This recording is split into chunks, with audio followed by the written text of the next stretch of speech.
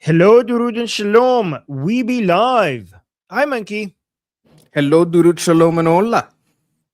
And hola, exactly. Don't forget the hola. Let me actually bring the chat on my um over here as well so I can see everybody. Where is it? Which one is it? I think it's this one. There we go. Found it. Okay, guys. All right, everybody here. How are you guys? How's everyone doing? Look at this. I have a video from President Trump directly talking to the Iranian people.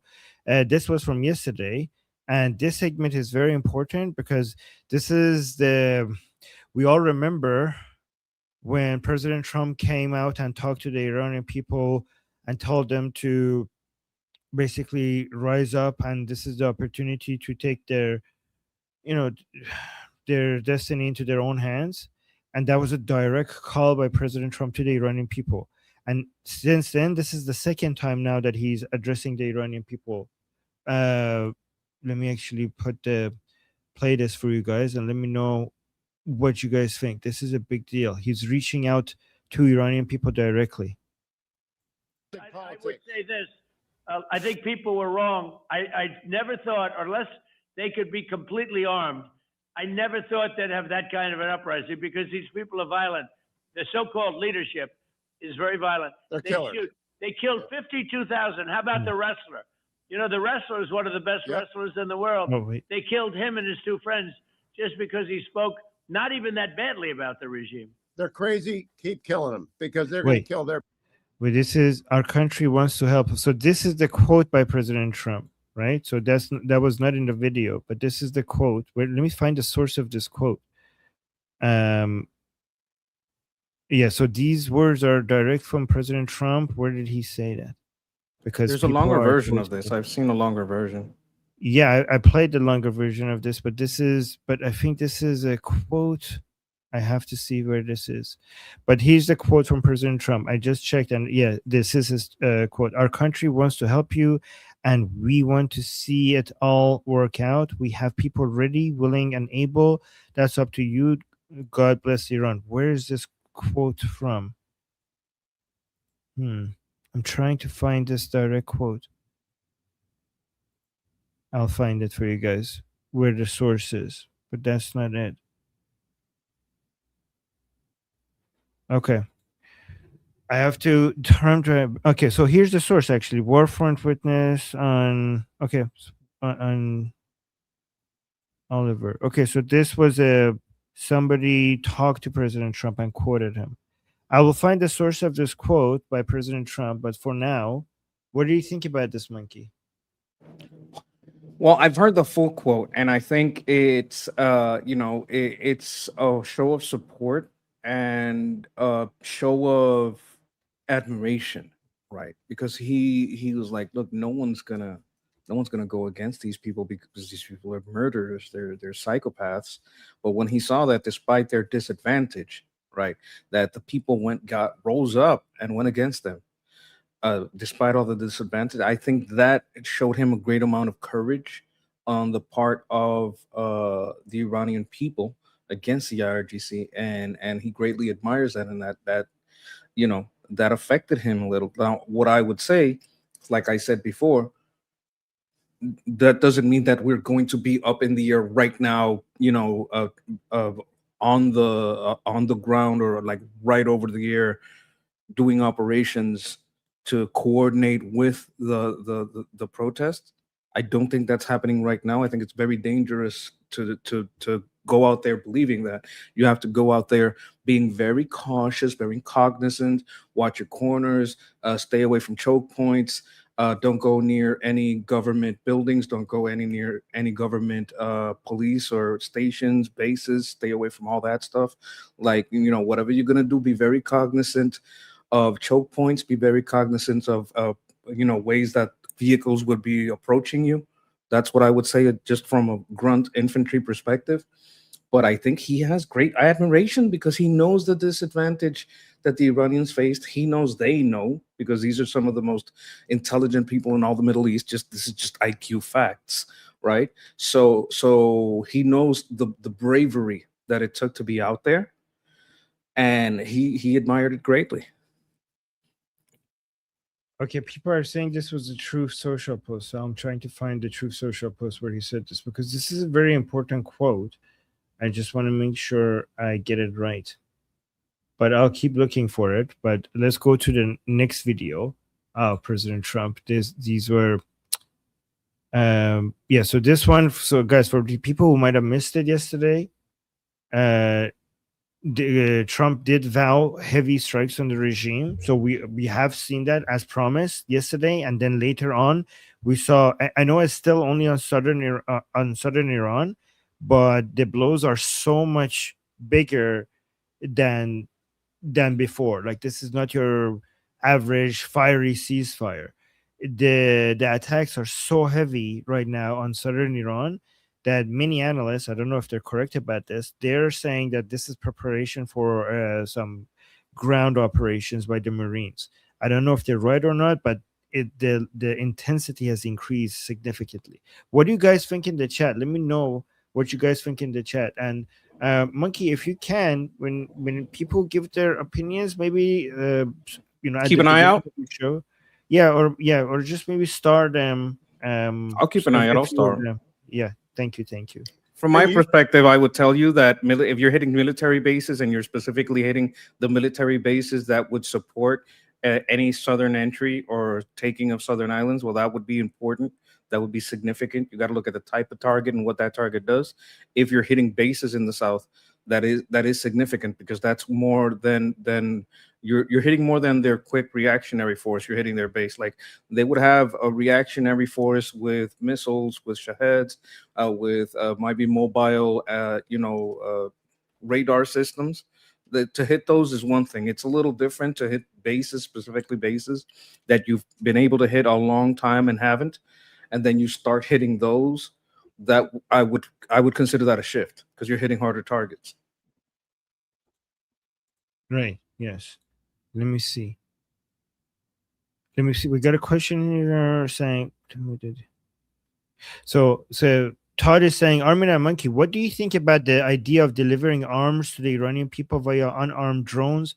In theory, couldn't you deliver them to a specific location, to a specific context? Would I mean, how would you vet those people and train? Wouldn't you need to vet those people and train them? And wouldn't it be difficult to vet people, over the, I don't know, Monkey, wouldn't these people need to be trained first? And wouldn't they need to be vetted? This is Maybe the they only can't way be I vetted. see it. This is the only way I see something like this happen. You have had contact for a long time with I'm not saying this is what happened. I'm saying this is what would lay the groundwork for that. Let's say you've had contact with some Artesh people that have shown you their loyalty by showing you targets, and they raise the lion and son. And because we did see this at the beginning, but all of us know it's not the right time to pop out, because they would be against you. They would run to you, because Artesh was never trusted. And let's say you have some kind of military, and I'm not saying this is what's happened. I'm just saying this is one possibility, because they're somewhat trained. If they could show loyalty, and they have showed loyalty, they've been vetted for months, but we don't know, because this is all behind the scenes. That's the only possibility where I see they could receive some supply. But this would have to be highly vetted. It would have to have the go ahead from the CIA and Mossad, because they are very much closer on the ground than us. That's the only way I see it, and I don't see a large scale force of that. But if I've had to steel man that position, that's how I would do it, because they have to be trained. Just giving people guns, they might just hurt themselves, not know what they're doing, hurt each other. You need training to handle a firearm. Yeah. Also, I think they mostly need drones more than firearms. But hey, Monkey, look at this. I asked Gemini to research and find me the source of this quote. You know what Gemini is telling me? And this is by Maria Nafal, who I don't really like at all. But look at this. Gemini is telling me, whoever showed you that stitched together. So first of all, it's saying, I can't give you a link to something that doesn't exist. Gemini is getting angry with me, saying that quote is a complete fake. So Gemini is telling me that this quote is a complete fake. whoever showed you that stitched together totally different things Trump has said to make up a phony post. Here's the actual reality of where those phrases came from. So one is from June 24th, 2025, and the other one is from July 2026. And it's saying this person who posted this quote stitched together different quotes, saying the post you're quoting was fabricated by someone mashing these completely different events together. There is no direct source link because Trump never actually posted it. Wow. And also he posted this quote and he posted this video, making us think that this quote is in this video, and then we play the video and the quote is not in the video, and it's already got like 500,000 views, 8,000 likes, and it's not a real quote that does not exist in this video. Interesting. Yeah, that's why I was looking for the other video, because I was like, that's not the video I saw. That's a little shorter. Like this is a very quote does not exist. This quote does not exist in any video. He's making. I was trying to remember it, but I couldn't. Like, this guy is sneaky. I mean, Marion. I think he's engagement baiting. Yes. I think this is for the clicks. I think he wants to get paid, so he's kind of lying. And by what I've seen of him, like you introduced me to him, I didn't really know him before, but by what I'm seeing, he loves engagement baiting. Look, nobody's pointing this out in the comments that the quote doesn't exist in the video that you posted, and it doesn't exist anywhere else. One guy said, "I don't believe you" with a meme, but that's just one guy. Like, what you see, there's a meme. Guy, no, that guy, the people who are saying I don't believe you, they're saying they don't believe Trump. Oh, okay. Yeah. They shouldn't believe Mario. Yeah, they're believing the quote, and they're saying Trump is not going to help, but the quote doesn't even exist. Unbelievable. Look, when this happens, what I do is I request oh my god, the review when they, you know how they do sometimes, they're like, this is a false quote. Yeah. And they put it right under. That's what I do. I request that. Yeah, that's a good idea. That's crazy. Good thing I fact checked that. All right, let's go to the next video of President Trump. Can you or the American military or the Israeli military get to what's left of their third string and their fourth string and their fifth string? Do you know where they are? Can you kill them? Yeah, I do, but we don't want to talk about that. But okay. We certainly are watching. Yep, I know a lot about that subject. I know a lot, but I don't think it's appropriate to talk about it right now. But we will be hitting them, like as an example. We're going to hit them very hard tonight, and we're going to hit them hard tomorrow. And there's not a damn thing they can do about it. They have nothing. They have nothing going other than they have big mouths. Keep it up, Mr. President. Very good that I did, because I got to know him. The MOU buckled. And it's a lot better. You know, people say I was at least reasonable, but I got to know them, and they're stone cold crazy people. Can you or the American military? So you highlighted this comment. You wanted to read it and respond to it?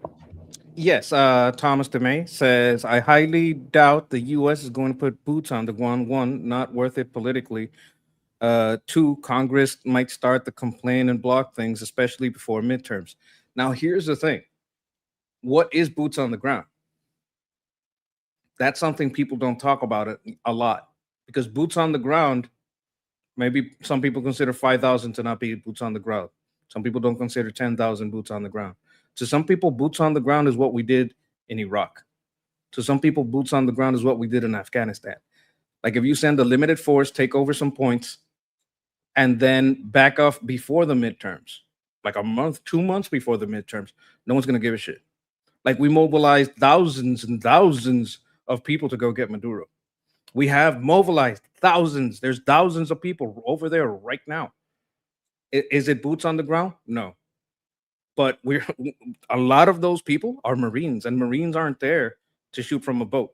They can do it, but that's not why they're there. So there's already thousands of Marines whose only purpose is boots on the ground. So what is boots on the ground? That's a conversation. I'm not saying you're wronging anything you're saying. I'm not trying to like say, this person's wrong. No. There are good points here, but that the definition of that is usually iffy. Like some people understand it differently. Not only that, if you get in and out, people might just not care. Right. Let me play this. I just saw a video of Prime Minister Netanyahu talking about escalation as well. I haven't seen this video. I just saw it on my feed. Let's see what he's saying. ערוכים לכל תרחיש. Nope. אני יכול להגיד Okay, he's speaking in Hebrew, so let's just read the caption. Netanyahu is saying, I can tell you only one thing. No, I will not say it to the leaders of Iran. Do not count on there being a do not count it. So no, I will say no, I will say it to the leaders of Iran. Do not count on their being calm if you attack us. Do not count on this being a repeat, because it will not be a repeat. The last one was powerful enough. This would be something different, more powerful. The days when someone could strike us and we would not hit back twice as hard are over. Okay, the Israelis are also getting ready to come in aggressively. Well, you know what? I understand him. Like, and I'll tell you one thing. Trump loves savings almost as much as, Israelis, right? So if we let Israel do what it does best, right, it's going to be significant savings, right? And they get to do what they love, use their great intelligence and great assets to do great things. I'm going into a Trump impression, and I wasn't even trying. So, I would understand that if they are aggressed upon, they should retaliate and defend themselves. This is a law of life to me. Like if someone aggresses on you, you have a right to defend yourself. That should extend to whole countries. Oh, we got 2 super chats already. Sherry, thank you so much for the super chat, saying Trump cannot take anything to Congress. They are mentally ill with TDS. Monkey, what do you think about that? I think she's absolutely right about that. The problem is Congress is not the commander in chief, right? They have taken more power through assumption and media rhetoric than they actually have in the Constitution, right? So you could make that take months. Oh, did he do something he's not supposed to do? Did he take more power? And then remember, he's got like 2 months to do anything he wants before Congress can even try to block him. If the MOU is over, this would be a new operation. So they've got to sit on their hands for 2 months before they can even do anything about it, right? So that's one of the situations. The other situation is the constitutionality. Like for them to interfere in an ongoing war, the constitutionality of that is very debatable, because you can't have 300 people or 100 people debating on what to do in a war. That's not how war works. You need a commander in chief, and that's what the military follow. Right. Some people are saying okay, I have to make sure this is not fake, because we're getting too many. Okay, so we got a post by President Trump on Truth Social 27 minutes ago, and I think there might be a second one. Let me also make sure. I have to triple check everything, because people keep giving us fake quotes. Can't trust Mario. Bad guy. Yes. Okay. 2 posts. Both of them are real. Okay. So here's the first one. President Trump just posted this image on Truth Social with so this is a comment saying, "Holy moly, I had no idea Trump has said this in 1988. Take Khark Island." And he's posting a comment by President Trump saying, "I'd be harsh on Iran. They've been beating us psychologically, making us look a bunch of fools. One bullet shot at one of our men or ships, and I'd do a number on Khark Island. I'd go in and take it. Iran can't even beat Iraq, yet they push the United States around. It'd be good for the world to take them on." So President Trump just posted his own quote back in 1988 talking about taking Khark Island. And he also posted the man is consistent. Okay. And then he now, just 27 minutes ago, he also posted this. This is recent. This is very recent. President Trump just said, all this. Oh, do you want to read that, Monkey? Oil is flowing like never before, thanks to the awesome power of the United States military. A special salute to the Secretary of War, Pete Hegseth, Chairman of the Joint Chiefs of Staff, Dan Kane, I like to call him Raising Kane, and Commander of the United States Central Command, Admiral Brad Cooper. Because of them, all the members of the most powerful military anywhere in the world, by far, the Strait of Hormuz is open to all ship traffic except for Iran. They don't get to pass by. And that is because of their lying, violent, malicious leadership, which is taking them down the path of total destruction. We will therefore have a full blockade, but only on ships coming to and from Iranian ports or carrying anything that have to do with Iranian cargo. Based on the highly productive conversations in the Middle East leadership, I have decided to replace 20% of the United States reimbursement fee with trade investment deals that the various Gulf states will be making into the United States. Those investments will be massive, but at the same time, extraordinarily good for them and in their future. As everyone is aware, we have the largest dollar investment in the United States of any country in history. But these new investments will make number even higher, even larger. And we will see factories, plants, equipment pour into the United States at a historic levels, which will create additional millions for high-paying American jobs. America is winning again, winning like never before. The days of Iran killing hundreds of thousands of people, including 52,000 protesters, are over. And most importantly, Iran will never have a nuclear weapon. Thank you for your attention to this matter, President Donald J. Trump. Do you like reading these, Monkey? Like, I don't want to make you do it if you don't like I it. Do you enjoy it? do, but Yeah. but sometimes his syntax is a little hard to I think anybody would have a little trouble because his flow Yeah. is kind of funky. You know what I mean? He has his own. I know. special No, flow. you do it better than anyone else. I just want to make sure you enjoy doing it because I enjoy listening to you do it. No, but I Jeffrey just does want good to- too. I don't Jeffrey. I love you. Don't hey, we got to shout out Jeffrey. Good, great guy. But I like to do it too. Thank you. I appreciate the compliment. Yes. Okay, so see, I knew that 20% was too high and like would not happen. So the 20% did it turned from a payment to an investment, which is basically means that they're not giving 20%, right? They're just investing. So the 20% did not make any sense. In fact, not only they're not giving 20%, they're actually getting the opportunity to invest in the United States, which is actually good for them. So That the is good for 20% them. total. Yes. That is The good for them. 20%. I have apprehension about this, and you know why? Do you know why? Why? Because of their control.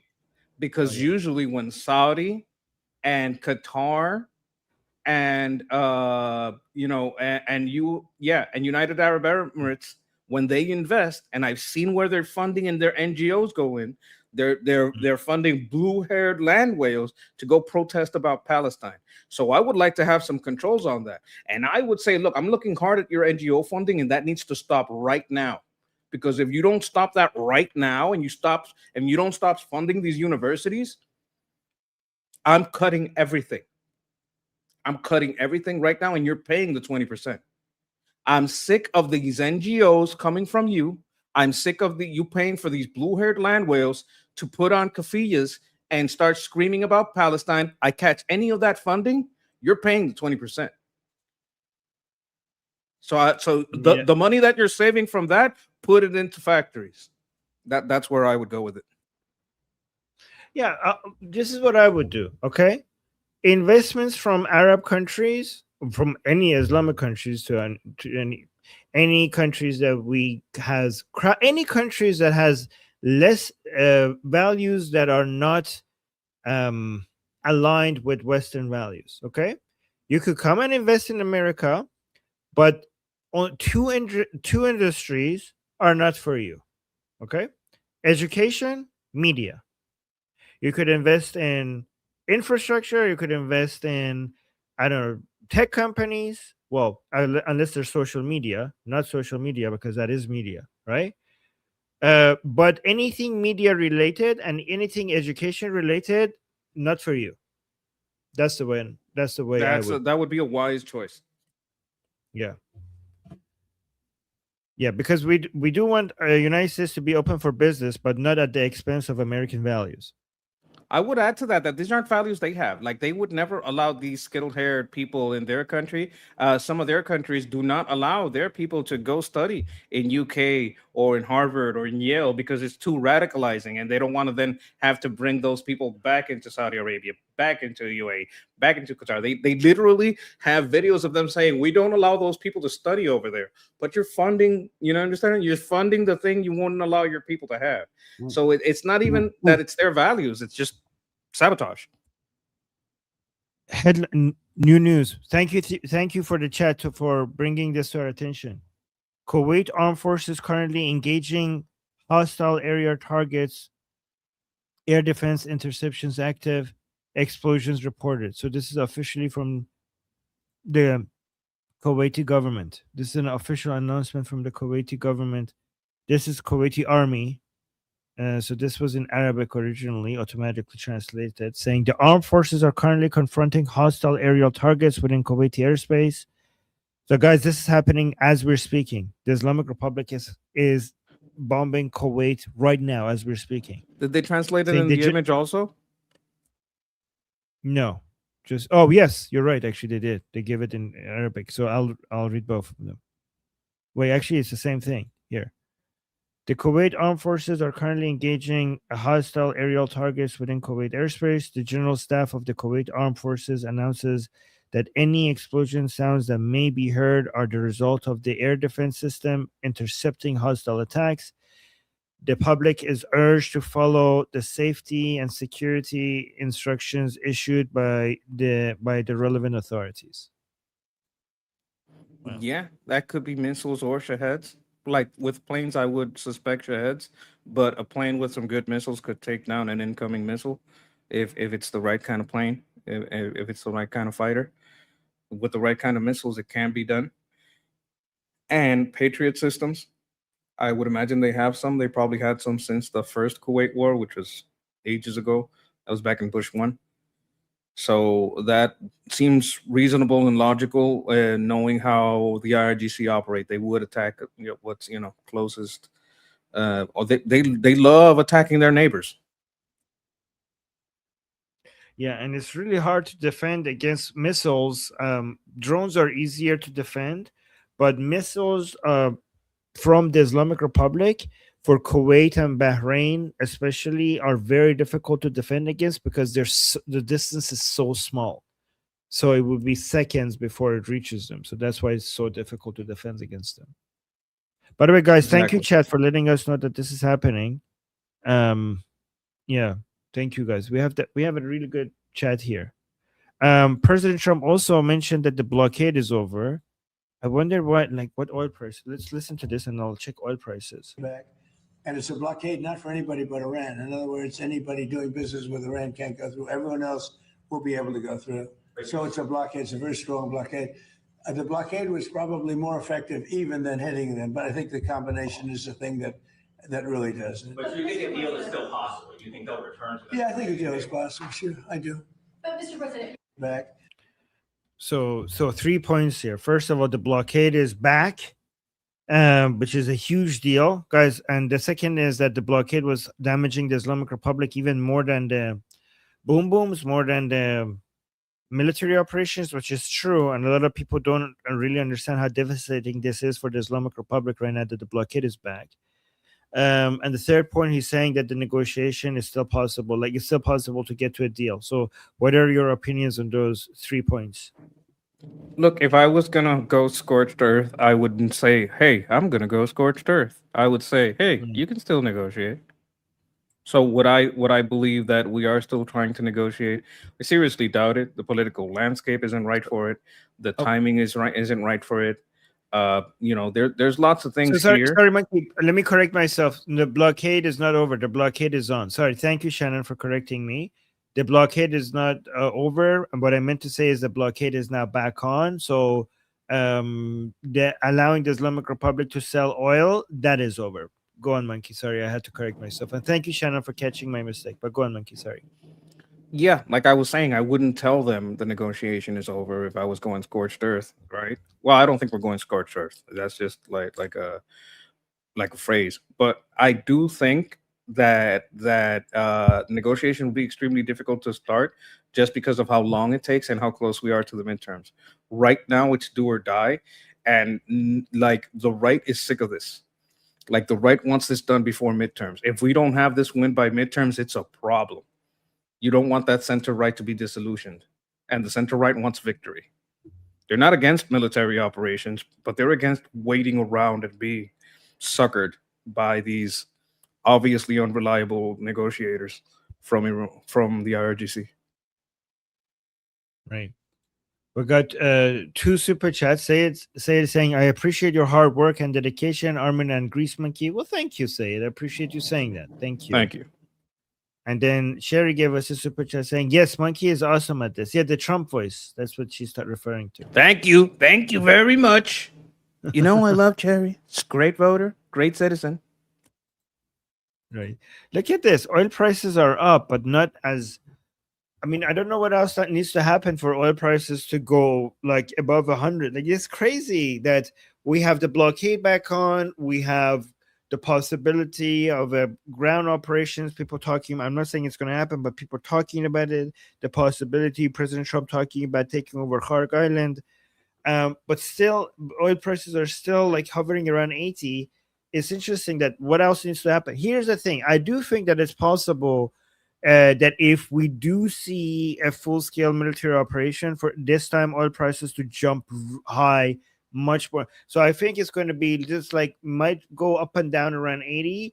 But if the market really sees that, okay, another wave of attacks, like as epic as Operation Epic Fury, is actually happening this time, I think it might actually shoot up way above where it went last time, because I think the only reason why it's at 80 is one, because after they opened the Strait of Hormuz, the market was flooded with oil, and we have an oversupply issue right now. One, two, the market is assuming that President Trump is not actually, going to go to a full-scale military operations.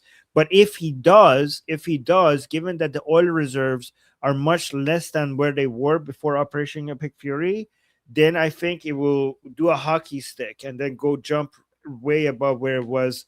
During Operation Epic Fury, its height was at 124. I think it's possible that this time, if they go back to that scale of an operation, it could actually go to what the Islamic Republic was hoping it could go to and didn't during the Second War. And maybe the Third War would be it. I think there's been a lot of adjustment in the production and distribution.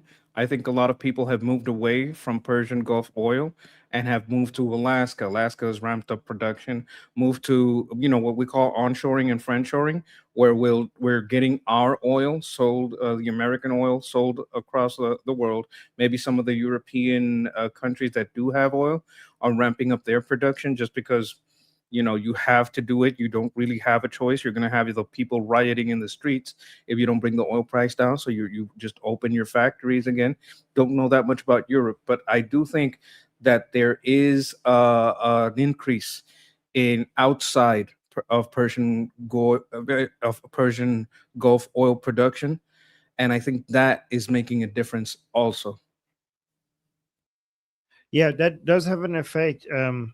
But I do think that even with all of that, oil reserves are still very, very low, uncomfortably low, especially for the U.S. And that's why I think that's why the Islamic Republic, maybe wrongly, thinks that President Trump will not go to that level of military operations. But I think the Islamic Republic is looking at United States oil reserves and making assumptions based on that. That's what I think is happening. Yes. And it might be a miscalculation, though. I think the Islamic Republic is, in their mind, calling President Trump's bluff because of the oil reserves and because of the midterm elections, because they think that President Trump doesn't want to lose to the Democrats during the midterms, and that's why he's not going to go to war to that scale before the midterms, and that's why that's one of the reasons, one of many reasons. There are other reasons as well, that the Islamic Republic is becoming more daring in their military operations. Do you think how much do you think the midterms influences President Trump's decision? Maybe you said you have an opposite view of this, right? But what would you say to the people who think that if President Trump goes to war before the midterms, it will it will be a huge win for the Democrats because they will keep campaigning on inflation and I don't know, oil prices at the pump and stuff like that? Do you think that would have a major impact? I would Because tell know you think them you're not looking at data. You're looking at what you think, your feelings, the past. You're not looking at what's happening on the ground. If you look at underground, everyone is sick of this. Everyone that wants this over, any Republican voters or center right voters want this over. Like, you can't go with what your gut feeling says. Your feelings are just basically statistically improvable. Like, the past is not a reliable. It's not always going to show the future. When we're looking at this kind of situation, the modern situation, the always online situation that we have with how the markets work, how the news media works, this has to get done. Anybody thinking about this, you're just going off historic, trends. You're not looking at the statistics and the data of what the people that are going to vote and are swinging that would swing to the right on a midterm are saying. You're just going off your historical feelings. That's fine. But my opinion is, when you look at the data, and I'm so glad Texas Troop brought this data to us, the data shows that no, you got to get this done now. And I've seen many people say it online, influential people. But here's the how would you respond to the counter to that point, that if the Americans if you're saying that they need to get back to war before the midterms because the Americans want it over, well, this is not going to be, if they start today, it's not going to be finished by the midterms. So that strategy would backfire, because that's what that comes with the assumption that you can get this done that fast. If you start now, this will take a lot longer. I would say you can think whatever you want. You think that. Go ahead and think that. Go ahead and think we're not going to be done. Go ahead and think that. Think it till the cows come home. I think the opposite. So what are we going to do here? Okay. Well, I mean, do you have an argument for that? The argument is that we don't need to take over. We need to destroy them militarily enough where we can claim the victory. Okay. Let's see when it comes to the election. Okay, guys, look at this. We have some new footage. I'll go to this. US strikes in telecommunications tower in Bandar Abbas. So we have a strike in Bandar Abbas. This is a telecommunication tower right there. And CCTV capturing that. There, that was a telecommunication tower. That's precise. Like, that looks like it has some civilian structures around it, but it looks like it only hit the target. Like, I may be misjudging the build. No, that's very precise. Okay, I have a trick question. Okay, and I see your super chats. I will respond to them after a few videos. But I have a question, Monkey. What is the deadliest thing that you see in this video? You see, which in the video, what is the deadliest thing? The camera, or maybe those cars are unreliable. I've never driven. I don't know what the Iranians drive. This car. This car is the Pride car. Okay, it's such a. This is basically Iranian people call it a coffin with wheels, right?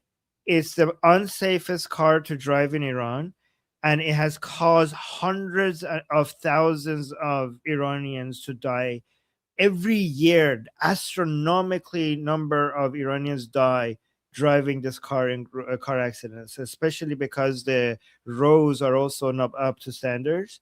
So if you compare the number of Iranians who die because of them driving this car compared to the people who die in war, this is astronomically higher. In fact, a lot of Iranians joke about this with some dark humor. They're saying, the Islamic Republic, if they want to kill Israelis, instead of shooting missiles at them, they should just export this car to Israel. That would get them hundreds of, thousands of deaths in Israel. Way more Would that be effective than the diabolical? missiles. That car in Israel, would that be like a I don't know, a crime against humanity, a war crime to send that car over there? Yeah, it should be, but this is unfortunately what the Iranian people drive because it's an isolationist economy and they don't allow exports of better cars to come to Iran in a natural It's way. a lack of choice is always a problem. Yes, exactly. We got 2 super chats. Thank you so much, CRW MYMIFY. Thank you so much for the super chat saying, do you feel Trump's comment on the days of Iran killing protesters is over is a big deal? I do. That's an interesting comment. I think it's a big deal because as an Iranian, I don't see the only other politician that kept on talking about the Iranian people was Lindsey Graham. At this level. As an Iranian, to me, that is a huge deal. One of the things that I appreciate about President Trump the most is exactly that he keeps bringing that up. He does it. The media keeps wanting to forget that. The media keeps wanting to forget that, and President Trump doesn't let them. I mean, they still keep forgetting that. But President Trump is the main. This is no exaggeration. I truly believe this. President Trump is the main force on earth that is keeping the memory of that tragedy alive in the world. And I think every Iranian should be appreciating that. So, yes. I think you should take him seriously, but not literally. That doesn't mean you can go out right now and they won't, like, the police won't shoot you. They will definitely do that. But I think that he is basically telling the people, hey, this needs to stop. We need to do something about this, and we will do something about this. And he is really highlighting that, I mean, let's talk about a genocide. Isn't that more people than this whole Gaza thing? Let's talk about this. Let's talk about the numbers, because a lot of people that bring up Gaza and Palestine won't respect the numbers in Iran, won't respect the numbers in South Africa. And we're going to be mathematical about this.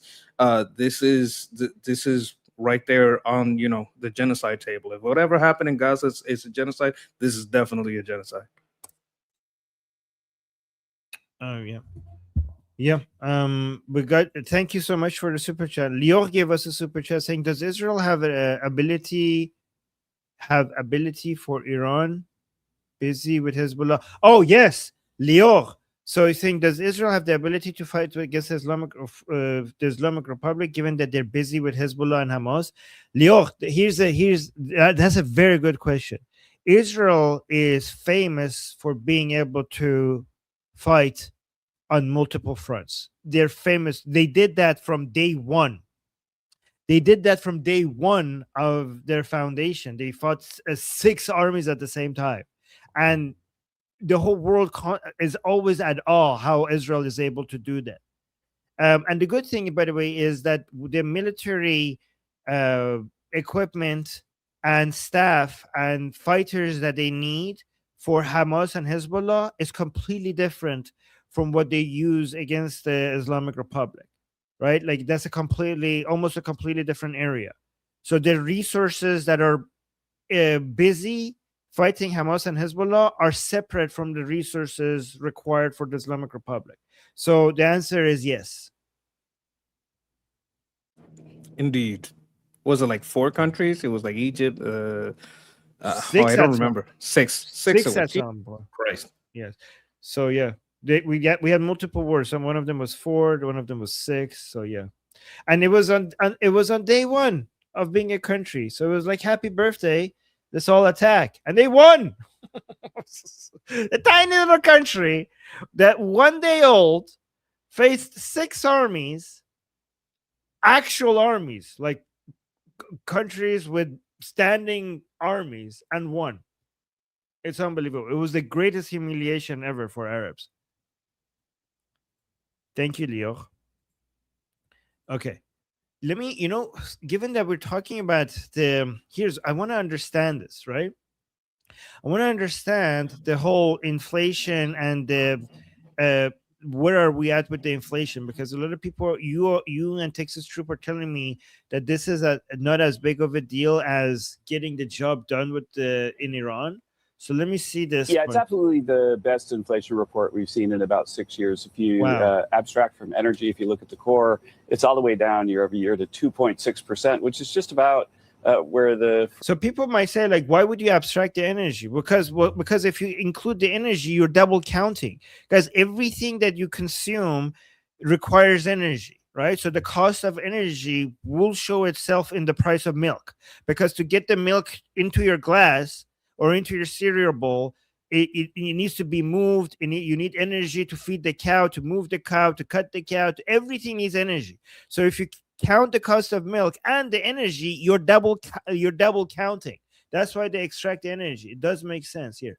Yeah, and I would add to that. I would add to that right now the ramped up supply is in the United States, Brazil, Guyana, and Argentina. These are the places that ramped up supply. That's friendshoring. Well, Brazil, it's kind of friendly, but definitely Guyana and Argentina are outside OPEC, and they are pumping out oil as fast as they can and as much as they can.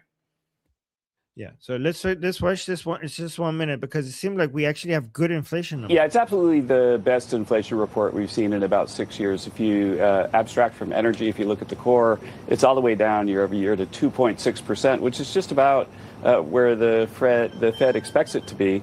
And it's not just energy prices going down. Like if you look at the micro stories, if you zoom in, then you see things like auto insurance costs are way down in part because law enforcement has picked up. There aren't so many people having their cars stolen and so on because of bringing order to the streets. We see food prices doing a great job. Tomato prices down 10%. Across the board, drug. So again, I don't want to go to this too much, but it does seem like okay. So if you're right. If inflation numbers are okay, that means that for the midterms, President Trump needs to worry about the mindset of the Americans thinking that he failed in the military operations against the Islamic Republic. They need to finish that job. Here's let's see what Nick Fuentes is saying. Guys, we don't agree with Nick Fuentes. We just want to see the reason why we're playing him. He's going to talk about the elections, I think, regarding the Democrats. No, it says we might need another Democrat. So let me actually see what he says here. And Monkey, you respond to this because you understand American politics better than I do. I want to see if you agree with I don't even know what it's going to say. And so forget about Trump fucking blowing it in the second term. He's also going to potentially blow it for us in 2028. And I don't want this to happen, but we might literally have to suffer another Democrat presidency for the next 4 years to have a true reset. That's how much damage Trump has done to the Republican brand. That's how much his pernicious influence has spoiled any opportunity for something fresh to come up. He's presenting a real problem because in 28, you're going to have to, if you want to shake things up, you're going to have to thread the needle between pissing off Trump and alienating all the people that still support him, but at the same time, voicing those legitimate criticisms for how Trump has totally failed us and departed from the original mission to activate all the people that are not happy with Trump. It's okay. Now here's the problem. This is why he's dangerous, because he's going to use things that are legitimate claims and spin it around, blame it on the Jews, and try to get you to blame Republicans and get you to vote for Democrats. I sent Armin a link right now on Telegram where do you know who Nick Fuentes is sitting down with and giving time and giving popularity to, who he wants to be the candidate? Like, you could call him high IQ, like he is going to try to turn people, but he's also right now trying to promote like a presidential ticket from Hunter Biden. He wants to give Hunter Biden popularity. I thought this was crazy. I don't think a crackhead in the White House is a good thing, but Nick, I think he's kind of playing this for media attention, but he is trying to turn people into Democrats just as a protest vote instead of just staying home. Right. Okay, let's continue. You got to simultaneously kiss Trump's ass and say, you're the greatest president ever. And yeah, it's the best economy. And, we defeated the Iranians. That's what it was always about. Because you can't piss off these retarded boomers that only watch Fox News and still worship Trump. Can't piss them off. Can't piss off all these idiots in the Facebook comment section. They'll take endless abuse from Trump. But also, you got to talk to the rest of America, the other 75% that have an internal monologue, and say, yeah, we know it's a betrayal. We know it's a pretty big letdown to say no new wars, and you're escalating against Russia, escalating against Iran, escalating against Venezuela. Okay, so this is a lie. We're not, look at the triple lie here. First of all, the war with Iran and our losses against Iran because of their proxies, because of their endless war on shipping, war on oil tankers, oil on anything that has to do with America, or all the terrorism. This is an ongoing war. This is not a new war. That's number one. And actually, he would be ending a war. And he never said he was against ending wars. He was against starting new ones. So this is not a new war. The Ukraine problem existed before Trump came in. So this is not a new war. And the Venezuela thing isn't a war. Are we at war with Venezuela? So that's a triple lie that he kind of snuck in there and told you it was a betrayal. That's a triple lie. The Iran war has been ongoing for a long time. They never surrendered. They never stopped, claiming responsibility for the things they did. They still say publicly on their media, their politicians, they all say death to America. They all claim the operations. This is not something new. This is ending a war. He never said he always said he was for ending wars. This is not beginning one. Venezuela, what the fuck are you talking about? We are all over Venezuela. No one's fighting us. Who's shooting Americans in Venezuela? What Americans are Americans shooting people in Venezuela? That's just a lie. That's just a flat out lie. And the Ukraine thing has been ongoing also for years, since their 30-day invasion started under, I think it started under Biden. So how is this Trump's fault? This is a triple lie, right? But because he is speaking to some problems and some concerns, people take this as some kind of he's right about one thing. So then he eases your guard down so you accept this bullshit. Great. Literally. This is why why you are needed, Monkey, because you understand American politics better than me. So that's why you're so valuable in our team. And you're escalating against Russia, escalating against Iran, escalating against Venezuela.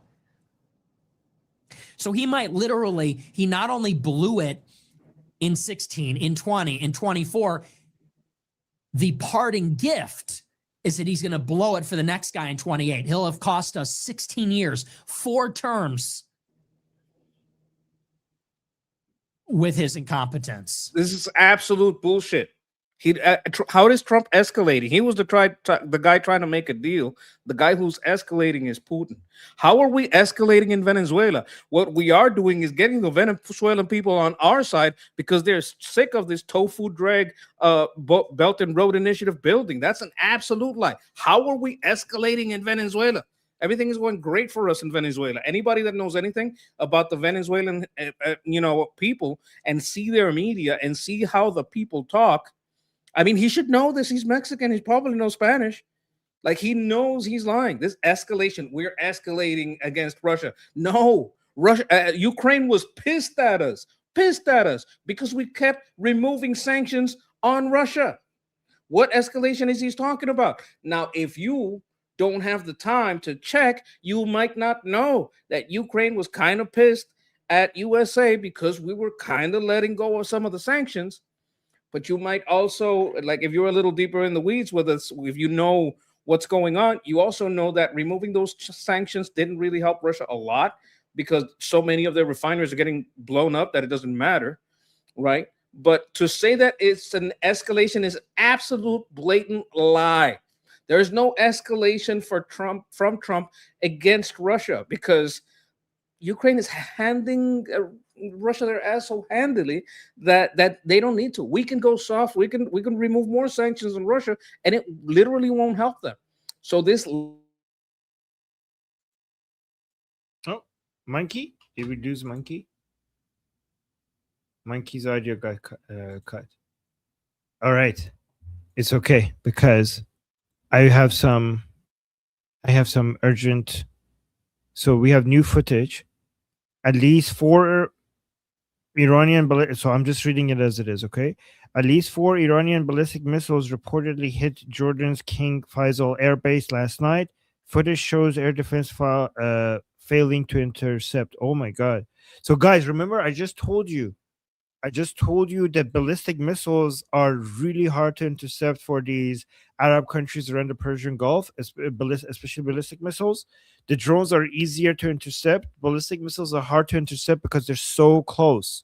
So this is a failure in interception. Oh, Monkey had technical difficulties. Hold on. Let's watch this. Ooh, is that the interceptor? This is Jordan, guys. Oh no, it's coming down. It's coming down. Nothing stopped it. You saw? Oh. So guys, you see, hold on, let me full screen this. I think those are the interceptors trying to stop the missile, the ballistic missile. They're chasing it. It didn't stop it. It's coming.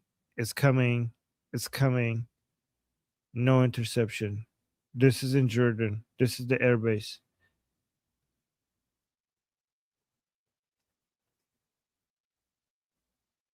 Yes, as the other thing, sucks not to have Iron Dome.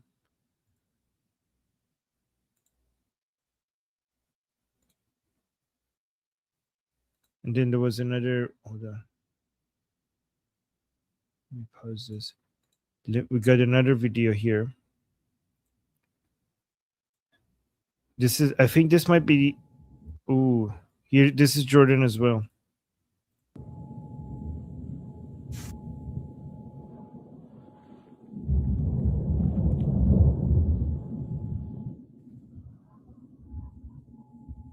Oh no! Look at this. Got through. Oh, this is the Islam. These are ballistic missiles, guys. Look at how fast they come down.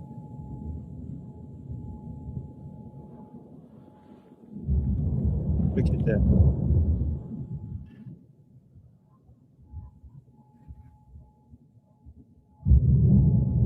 Oh my god. That's one. Is there another one? There's another one. Oh, there's another one. There's another one coming. Hey, look at this. Okay, there's another one coming down. This is look. That's the interceptor, guys. Look at that. This missile is coming down. That's the interceptor trying to reach it. Oh, nope, did not work.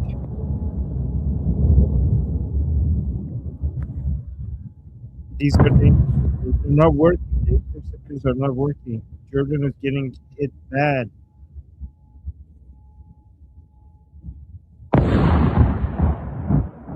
Oh my god, it seems like all of them are getting through.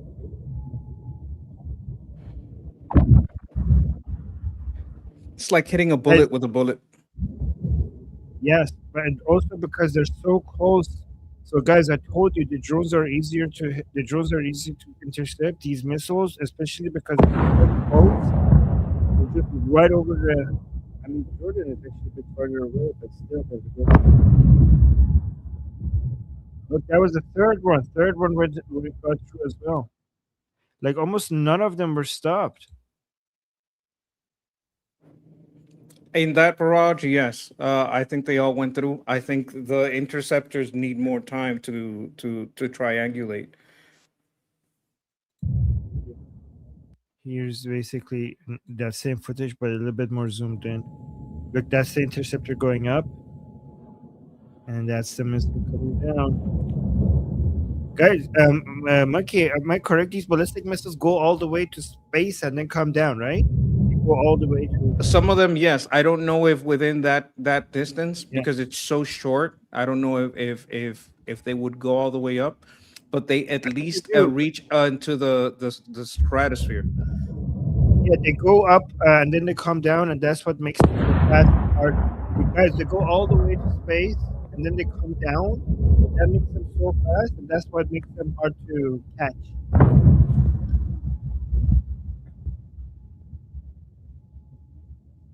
They're too fast.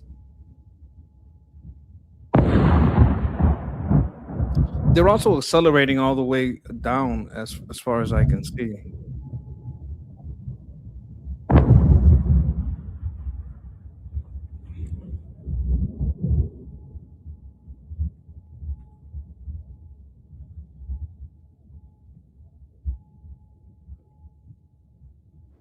Yeah, that appears to be. I don't think that's just friction from the atmosphere. I think they are accelerating down, and if they are accelerating down, and it's just it's not just the fins of guiding the trajectory. That would make it harder to hit because it's coming down so fast. It's hard to judge the trajectory, especially if during the time where it's coming down it moves. If it goes in a straight line down, like it aims itself at the top and comes in a straight line down, well, that's easy to deal with. But if it's both changing trajectory and accelerating on the way down, it makes it way more difficult to target from a defense standpoint. Yeah. So guys, as you guys saw yesterday, Prime Minister of Iraq. Hold it. Let me actually make sure I bring this correctly. Where is this? Let me get this first. Sorry, guys. Give me a second. Yeah. So the Prime Minister of Iraq is here in United States, this is big news here. Yeah. So you guys saw that the Iraqi Prime Minister Ali Zaidi left Iraq yesterday to come to Washington D.C. to meet with President Trump. And I showed you the videos of him leaving, and I told you how historic this is. This is proof that United States actually won the war against Saddam. A lot of people thought that war was lost by United States because they don't understand that the consequences of actions by United States takes multiple decades to show results, and this is the ultimate result, that a new prime minister of Iraq, completely now within the sphere of influence of United States, President Trump has successfully taken Iraq out of the sphere of taking the Iraq out of the sphere of influence of the Islamic Republic. So this is it. This is now President Trump meeting with the new, very young, by the way, 41 years old, Prime Minister of Iraq. This is Ali Zaidi. He used to be a banker. And President Trump, this is happening right now, by the way. We're going to show you the most important parts of it as they come out. But just know that President Trump made this happen. Right. While many people were not paying attention, we were paying attention. Everybody else, nobody was like, none of the analysts that cover Iran and the Middle East were focusing on this. But we mentioned when it happened, and we told you how big of a deal this is because the Prime Minister of Iraq was becoming Nouri al-Maliki, and President Trump stopped it from happening. Nouri al-Maliki would have made it that the Iraq would fall back into the sphere of influence of the Islamic Republic. President Trump came, and most Americans were not paying attention, didn't know if this is happening, and even the ones who didn't know how big of a deal this was. President Trump stopped it, and instead of that guy, Ali Zaidi here became the prime minister. And Ali Zaidi delivered everything to President Trump. He went out, like he basically coordinated with the Americans when it comes to targeting Hashd al-Shabi Shia proxy groups of the Islamic Republic being targeted. But not only that, he went and arrested all the politicians within Iraq, arrested or hunted down all the politicians within Iraq that were basically agents of the Islamic Republic within Iraq. So Iraq is finally being saved, and this is the result of United States from the beginning, from attacking, toppling Saddam all the way till now. This shows that that war was successful, and United States eventually got Iraq into a sphere of influence. So all the people who think that the war against Saddam was wrong, look at this. This is the result. Let me play this 9-second video. Can I comment on this before you go ahead? I would also point 9 seconds. I would also point out. seconds. Come on, don't do this to me every time. Okay, Can I comment cool. on this before he starts? This is not just good for America. This is also good for the Iraqi people. All right. The Iraqi people are being robbed by these IRGC thugs that bribe their way into power so they can then steal from the Iraqi people. So we are speaking of this. Yes, this is good for America. Yes, America did benefit from these proxies and having these people outside of influence. But I also want to point out that it's very important that this isn't just for America. This is very, very good for the Iraqi people. We saw earlier right here on Liberty Politics how much of their people's money was being stolen by these thugs. So it's not just America. Like it is good for us. I want the people in America to understand that, but this is not just for us. And sometimes that gets lost in the sauce. So I want to put that out there.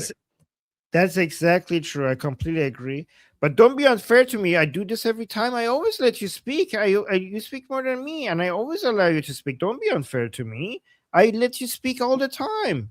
When do you say like you see you're being unfair to me? So I do this to you all the time.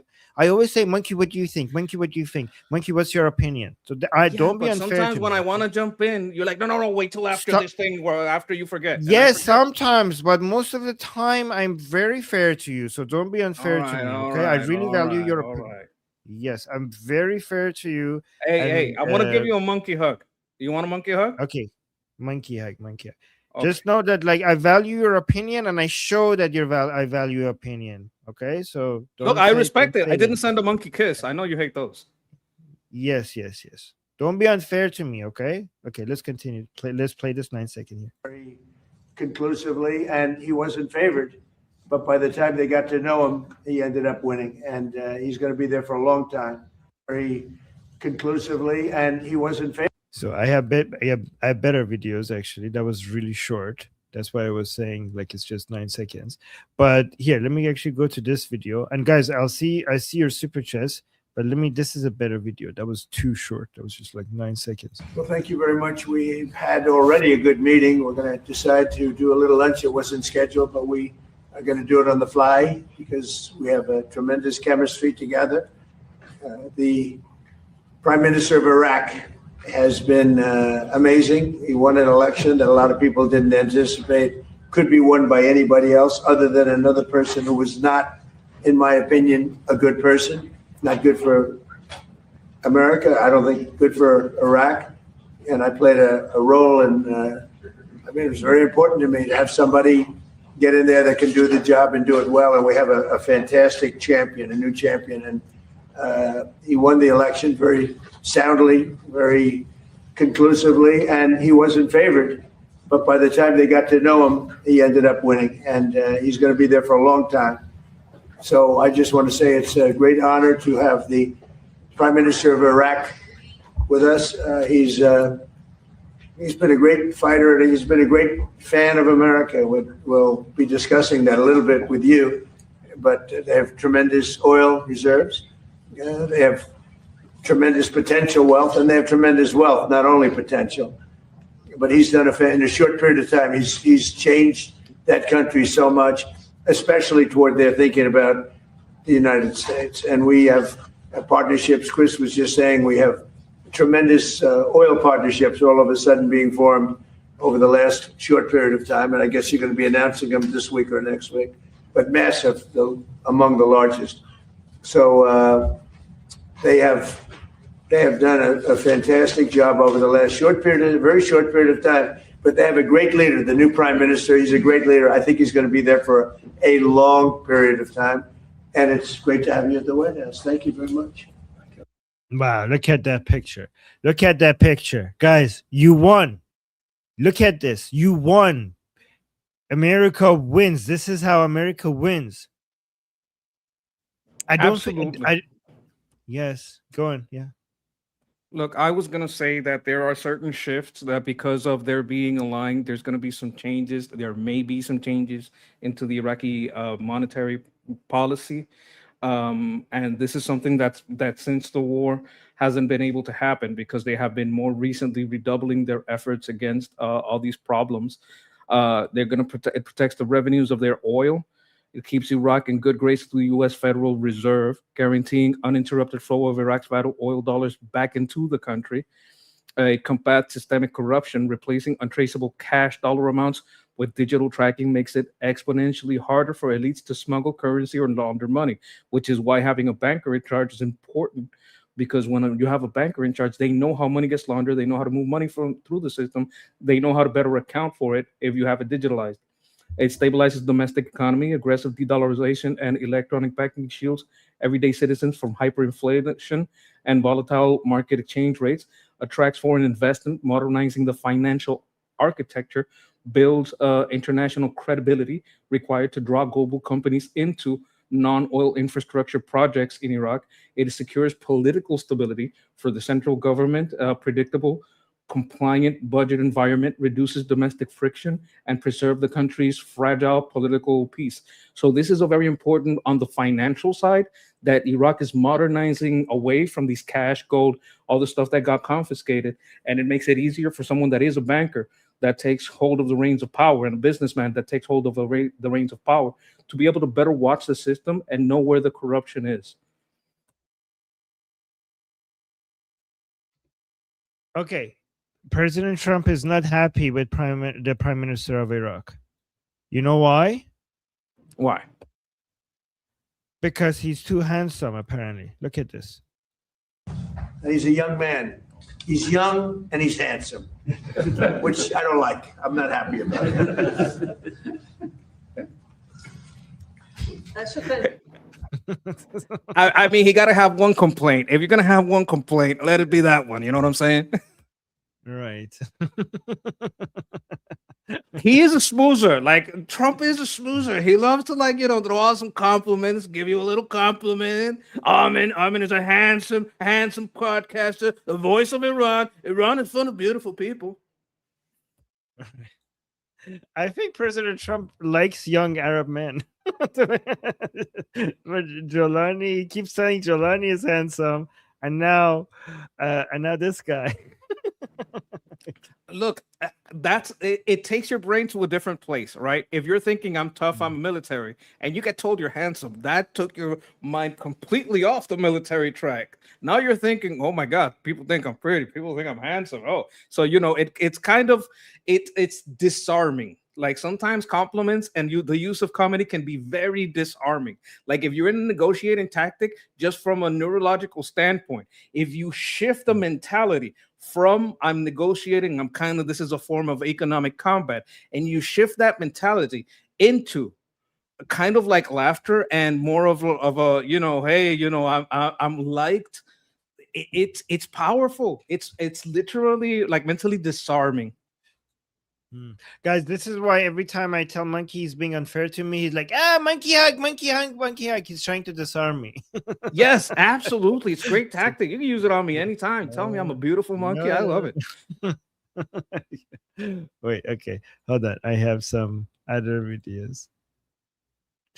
Okay, this is actually a big deal. Well, we don't think we need the military there anymore. It's a very a big operation.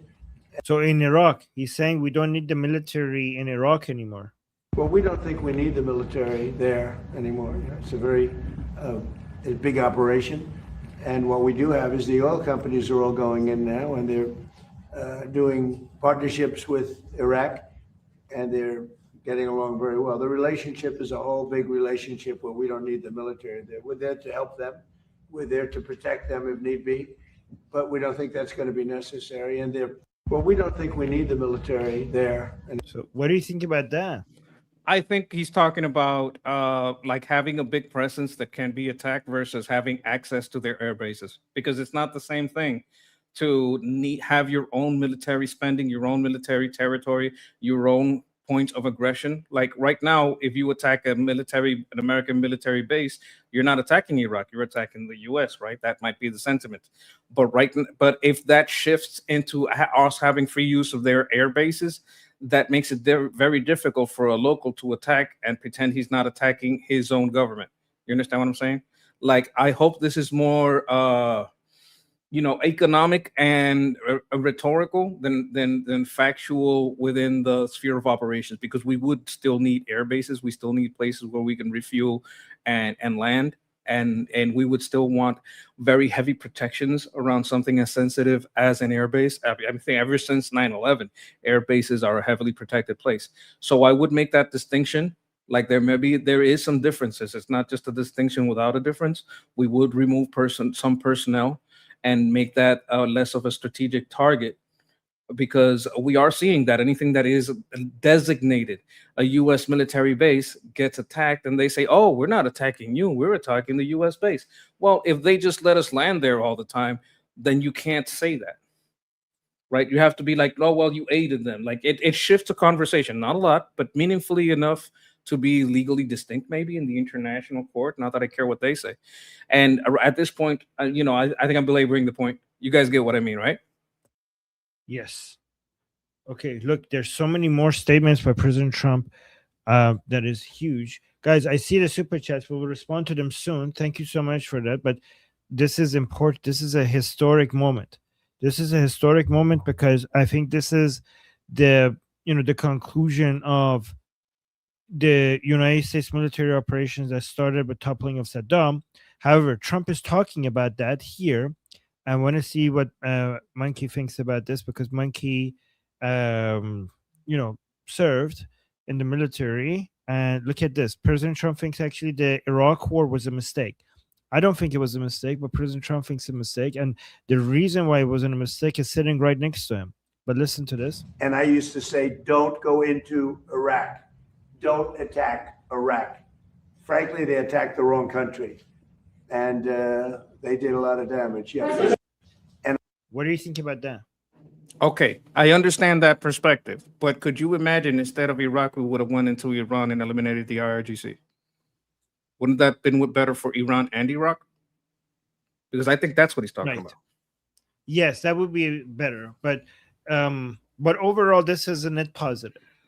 Well, I would say that the de-Baathification was a little bit of a problem. Also, the rules of engagement that soldiers had on the ground were very difficult to deal with. This is a problem with Democrats of the area. They gave us very bad rules of engagement, which put the military in a position where they were set up to have more losses. So I understand that mistakes were made, but I don't think they were made by Republicans. And I don't think it's an overall mistake. There's just a functions of how it was operated. Like the invasion itself, it went off as one of the most, historic, operations in known military combat, right? But when you're talking about what came later, that's the problem. Yeah, what they came later.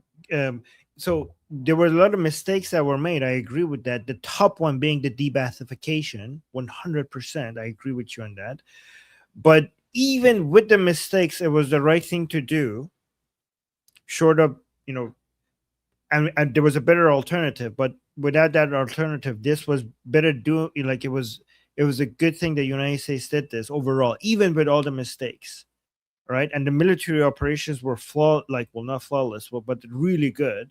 The political decisions after were horrible. But even with those mistakes, it ended up being a net positive. Do you agree with that?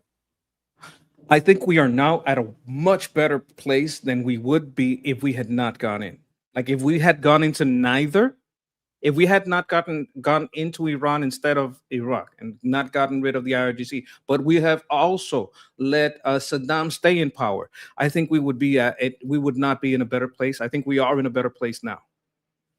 So that makes it, I agree with you. Like none of what you're doing right now would be possible if Saddam was still in power, right? But that makes it the right decision. Then that means that it was the right decision to topple Saddam. Oh yeah, yes. I thought just to be explicit, yes. Yes. Yeah, just wanted to be explicit as well. And then let's see what President Trump has to say here as well.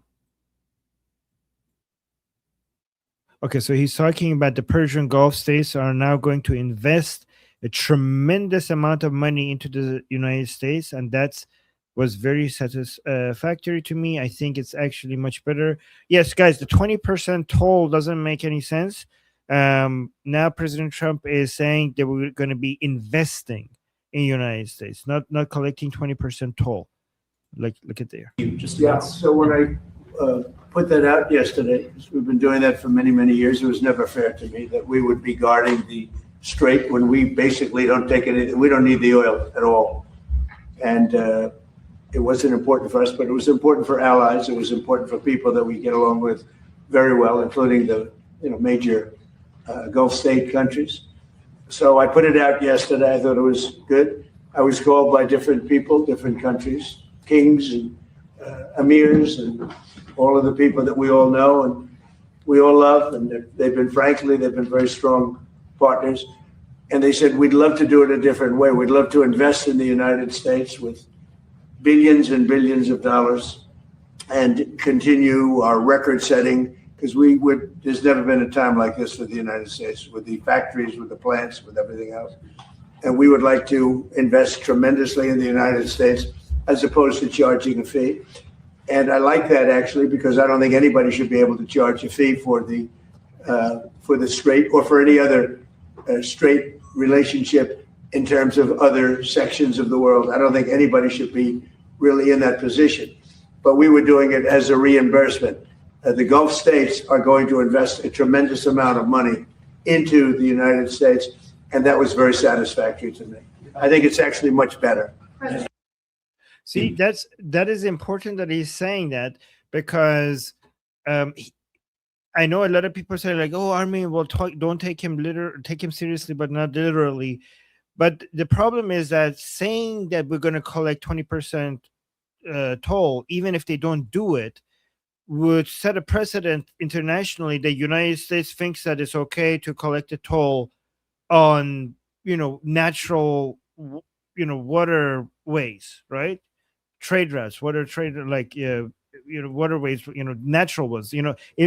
Guys, toll, you could only, internationally, what's the norm is that you could collect tolls on canals, which are man-made, not natural, like straits, for example, right? And this President Trump saying that we're going to collect 20% toll would not be good for the United States, because it would be creating an expectation globally that this is okay, and that would be really good for China. It would be very good for CCP. Like, oh, really? Is that what we could do? And who took advantage of that? Araghchi. When President Trump said that, Araghchi came out and took advantage of that. As soon as President Trump said that we're going to collect 20%, Araghchi, the foreign minister of the Islamic Republic, said POTUS is absolutely right. President Trump basically is absolutely right. Whoever provides secure and safe passage of commercial vessels through the Strait of Hormuz should be compensated for this service. Iran has always been the guardian of the strait, and will remain so forever. 20% is, of course, too much. We will be fair. So, obviously, this is ridiculous, because they're the ones who are the reason why people need guarding. They're the reason for the insecurity. They're the ones who are attacking the ships. They're not the guardian. They are the reason why the ships need a guardian. They're the mafia. They're the mafia, exactly. You're not collecting a service fee. You're that's extortion. You're basically threatening. You're allowing people to pass by threatening them that you will hurt them if they don't pay up. That's the difference. But either way, I'm glad that President Trump is switching from asking for a toll to saying there would be investments. Investments is not a payment, because you're actually giving them something back.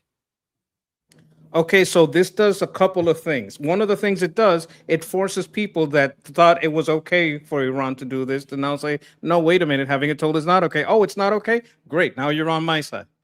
right? I switch positions to let's have a poll. Oh, you think it's okay for the IRGC to have a toll? You want us to step away? Okay, tolls are good. You say okay, then I'll have a toll. Oh, now tolls are bad. I agree, tolls are bad, right? So now you force them onto your side because he was never going to hold that side for long. But this does something rhetorically. Also, it does something that you've been talking about for a while about the old petrodollar and how we don't really need to have oil protect the reserve status. So now we would want something more in exchange for protecting the Gulf. And this kind of investment would be the kind of payment for protecting the Persian Gulf for these Persian Gulf allies that hadn't been considered before. It suggests a shift, like a renegotiation of the petrodollar deal into something different. And what's your take on this? What do you think? Is this a good framing? Because I know you talked about this before, and because we don't need that kind of thing to back up the reserve currency, they have to give up more. It has to be renegotiated. You've spoken about this. So for United States, this is just energy security, and having enough access to being able to flood the global markets with enough oil for every country, but especially United States, to not have to tap into the reserves. It's for United States. This is not about the petrodollar anymore. That's that era is over, because the United States US dollars is backed by so many things that is not just about people trading petroleum, oil and gas in US dollars. So many things have to be traded. US debt is in US dollars, and everybody wants US debt to buy, to that's what they want, right? So they want to lend to Uncle Sam more than anyone else for the security and the guarantee for the security and the liquidity of it. So that has to be in USD. We have instead of petrodollar, we now have AI dollar is becoming a thing. Like the international trade on chips is mostly in USD. So the AI boom is backing the US dollar. Stable coins, for example, there's many things. Like the list of the things that has to be in US dollars is so high that it's not about petrodollar anymore.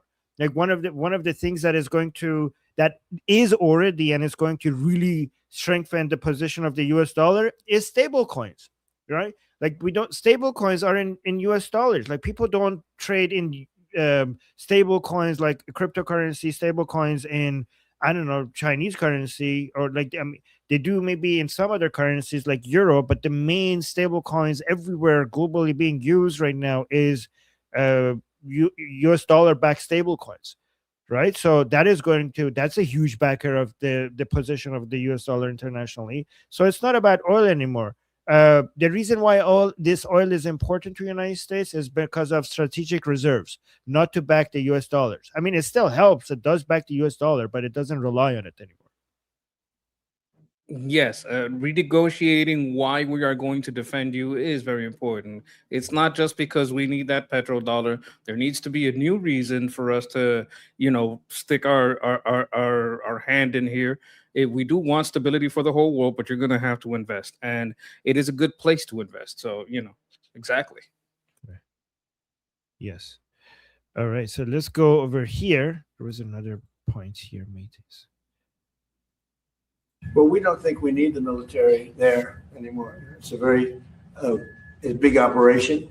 And what we do have is the oil companies are all going in now, and they're doing partnerships with Iraq, and they're getting along very well. The relationship is a whole big relationship where we don't need the military there. We're there to help them.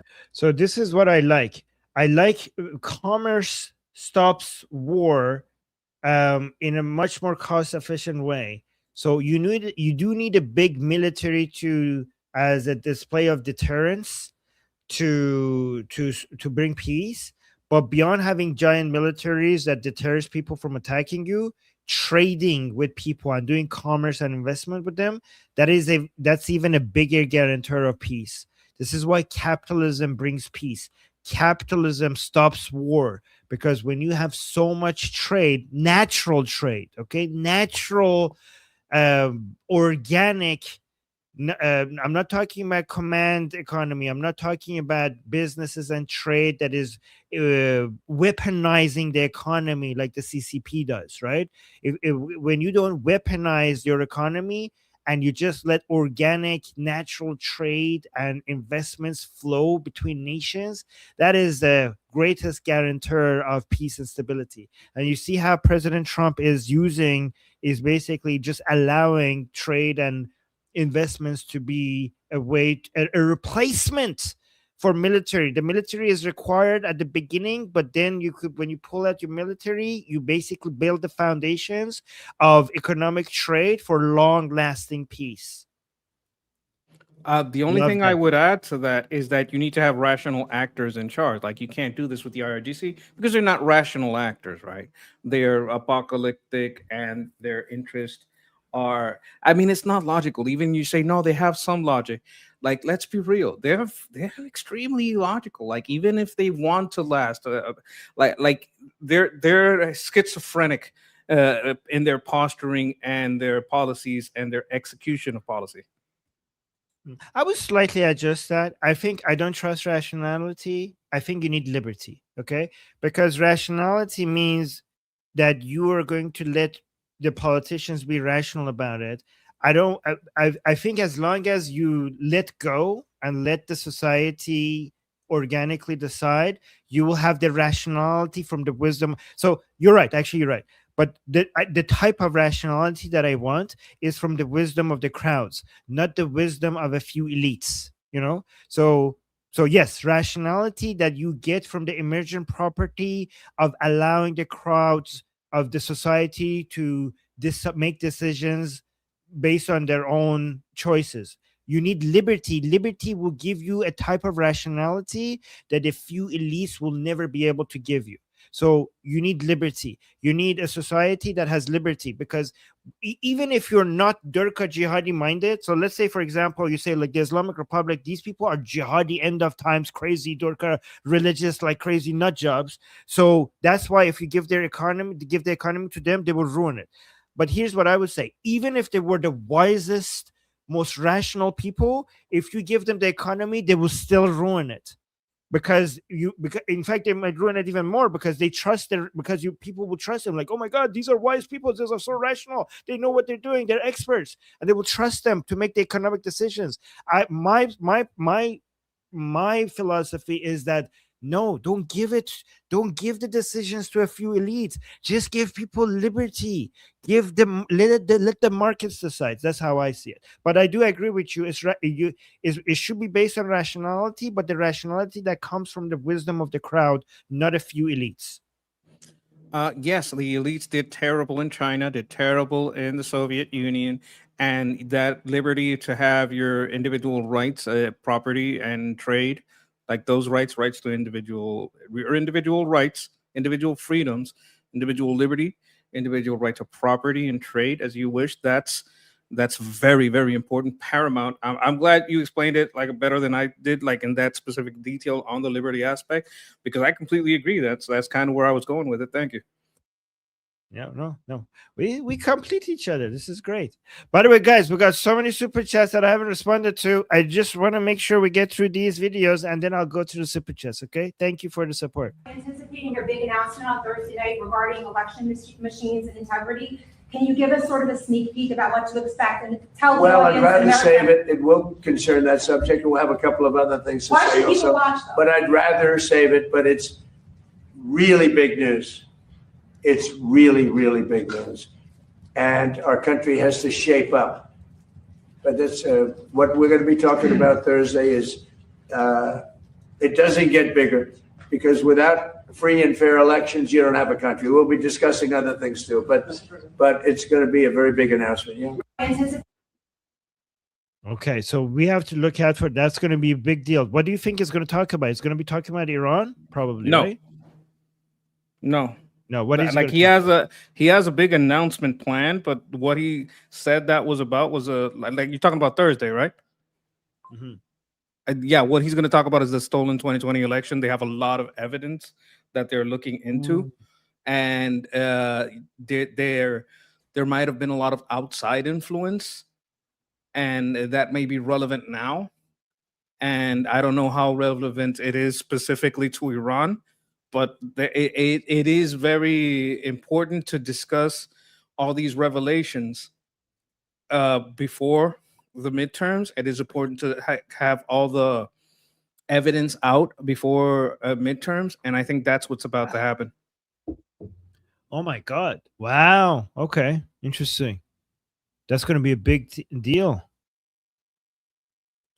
I think Okay. it's going to force the Save America Act to pass, and I think it's going to help against our disenfranchisement. Like Latinos and Black people are being disenfranchised for turning to Trump, and that's why the places where Latinos and Black people, people of color, all kind of legal immigrants were being disenfranchised by allowing all these illegal aliens to come in and vote without an ID.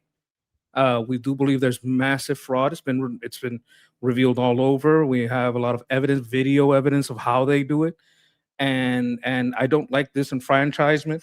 The people who cry most about disenfranchisement are the people that do it the most, especially to the people that they claim to protect. These people are claiming to protect Black people and immigrants. That's exactly who they are disenfranchising. Latinos tend to be very conservative, but if you're willing to come illegally just to get some benefits, you're probably willing to get an ID you're not supposed to get. They're just handing driver's licenses to everybody and try to vote, even though you don't have a voter ID and you don't have papers that you should be here.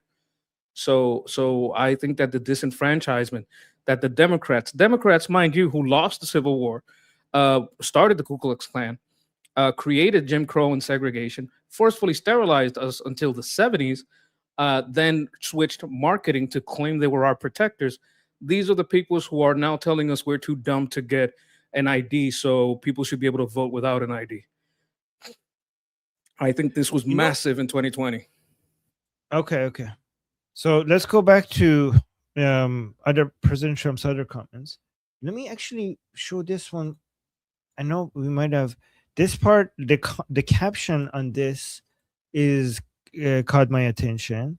So let me listen to this part. But the caption, look at this. It's saying, now, President Trump is bringing up Iraq's massive oil reserves in the Oval Office as Iran panics about the world circumventing the Strait of Hormuz through upcoming pipelines.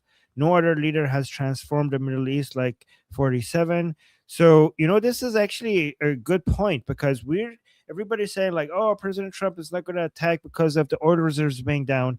This is actually great timing to become this close to Iraq, because Iraq could do a lot in maybe providing more cushion for President Trump to be able to have his hands untied when it comes to military operations against the Islamic Republic. I don't know. Somebody has to crunch the numbers to see how big of an effect that is. So I'm not going to judge. I'm not going to say it's a big effect or not. How much that would untie his hands. These things need to be like calculated, but this might be actually a big deal. So let me play this. A little bit with you, but they have tremendous oil reserves. They have tremendous potential wealth, and they have tremendous wealth, not only potential. But he's done in a short period of time, he's changed that country so much, especially toward their thinking about the United States. And we have partnerships. Chris was just saying we have tremendous oil partnerships all of a sudden being formed over the last short period of time. And I guess you're going to be announcing them this week or next week, but massive, among the largest. So they have done a fantastic job over the last very short period of time. But they have a great leader, the new prime minister. He's a great leader. I think he's going to be there for a long period of time. And it's great to have you at the. So, I love that he's a banker. I love that he was a banker before this, because that means that he has a lot of experience in tracking money, and a lot of experience, tracking money of the Islamic Republic to the proxies of, in Iraq. And also when it comes to actually making good deals with the United States and, providing a win-win situation. A banker knows how to do that. He has a background to figure out how to do good deals. I mean, if Iraq wants to get its, you see, there's a big problem here, because right now Iraq has to go by Iran to get its oil out. Like if we're just looking at the map, right? Like it would be very important for them to have Iran not block that strait. They can't have that Iran having that power. Like I would understand why would they would be all in on not allowing Iran to block it, because they have, I don't know how to say this. There's a river here where they could get oil out. There's I'm looking at the map here, and when you look at the map, I can see why they wouldn't want Iran to have anything to do with controlling that strait. And from a banking perspective, from an oilman perspective, this would be a big problem. So I can understand why they're all in and why they could have such great prosperity and stability if the IRGC is removed and a more stable, a government was in place. Yeah. Okay, let's go to this one. Oh my God, so many important statements are coming from the White House right now. This one, hold on. Is this the one? They shot first. Yes, this one. They couldn't do it. They didn't like something. So President Trump's talking about the Islamic Republic, saying they shot first. Okay. They couldn't do it. They didn't like something about the deal. They couldn't do it. And they shot first. And that was a big mistake that they shot first, because we have been knocking the hell out of them. And then this one, Trump, I was called by different people, different countries. Okay, yes, this one. It wasn't important for us, but it was important for allies. It was important for people that we get along with very well, including the major Gulf state countries. So I put it out yesterday. I thought it was good. I was called by different people, different countries, kings and emirs, and all of the people that we all know and we all love. And they've been very strong partners. And they said, we'd love to do it a different way. We'd love to invest in the United States with billions and billions of dollars and continue our record setting, because there's never been a time like this with the United States with the fact. So one thing that you have to be careful about these Arab countries promising President Trump that they're going to be investing billions of dollars, their words is worth nothing, right? Like these Arab countries around the Persian Gulf, they have made so many promises about investments, and so many of it has been exaggeration. So just be mindful of that they promise you so much and a lot of it doesn't happen. I mean, they can't even hold the promises that they made to themselves. I mean, go just look at the Neon project right now in Saudi Arabia. What's happening to that? So just know, as long as President Trump has something to, I know this is psychological warfare. So as long as President Trump could show we're going to get something out of them. But just know that these Arab countries, do not try, never, when they come and say we're going to do this. Yeah, that's not worth anything until it happens, unless it happens. It could have an effect on the markets. There's deals happening here. There's investment here. It would have to be more specific, though. Yeah, I mean, the markets are actually smarter than a lot of people give them credit for. The market got fooled. The markets the market takes into account that other people getting fooled and maybe it will adjust based on that, but it itself doesn't really get fooled. At least not in the long term. Maybe over a day or two, but then it quickly adjusts. We need more specific details on where this investment is going. Yes. But let me see. Which one is this one? This one is President Trump talking about Lindsey Graham. Are you aware of why the FBI is looking into Senator Graham's death?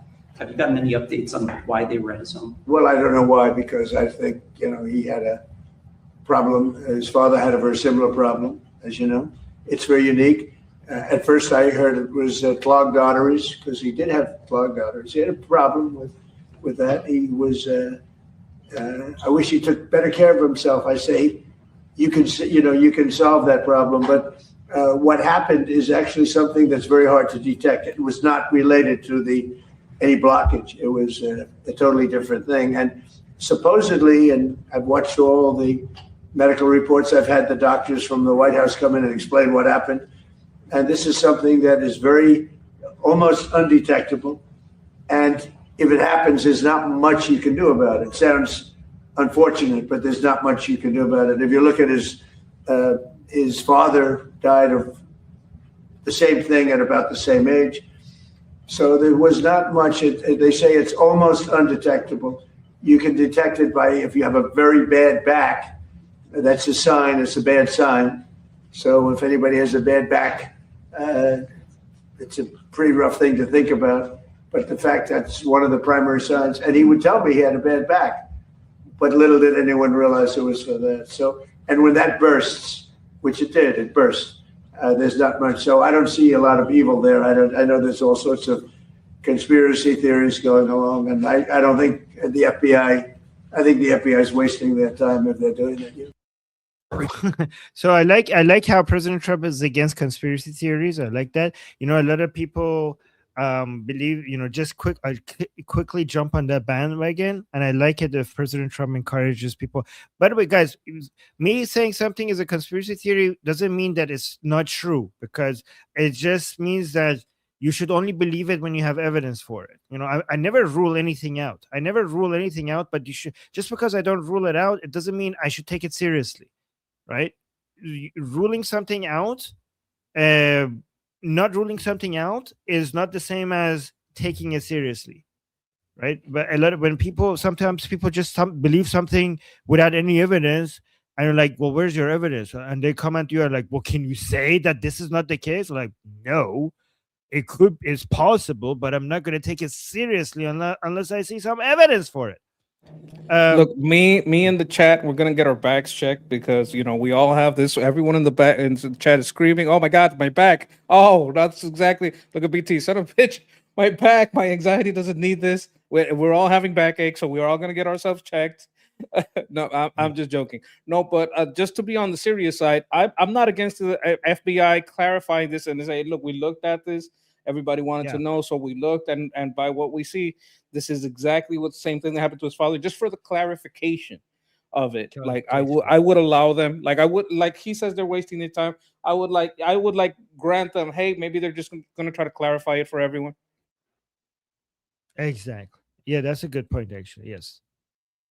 And then the Russia sanctions. So Lindsey was really trying to get the Russia sanction bill passed, and that's why he was in Ukraine. That's partly why he was in Ukraine.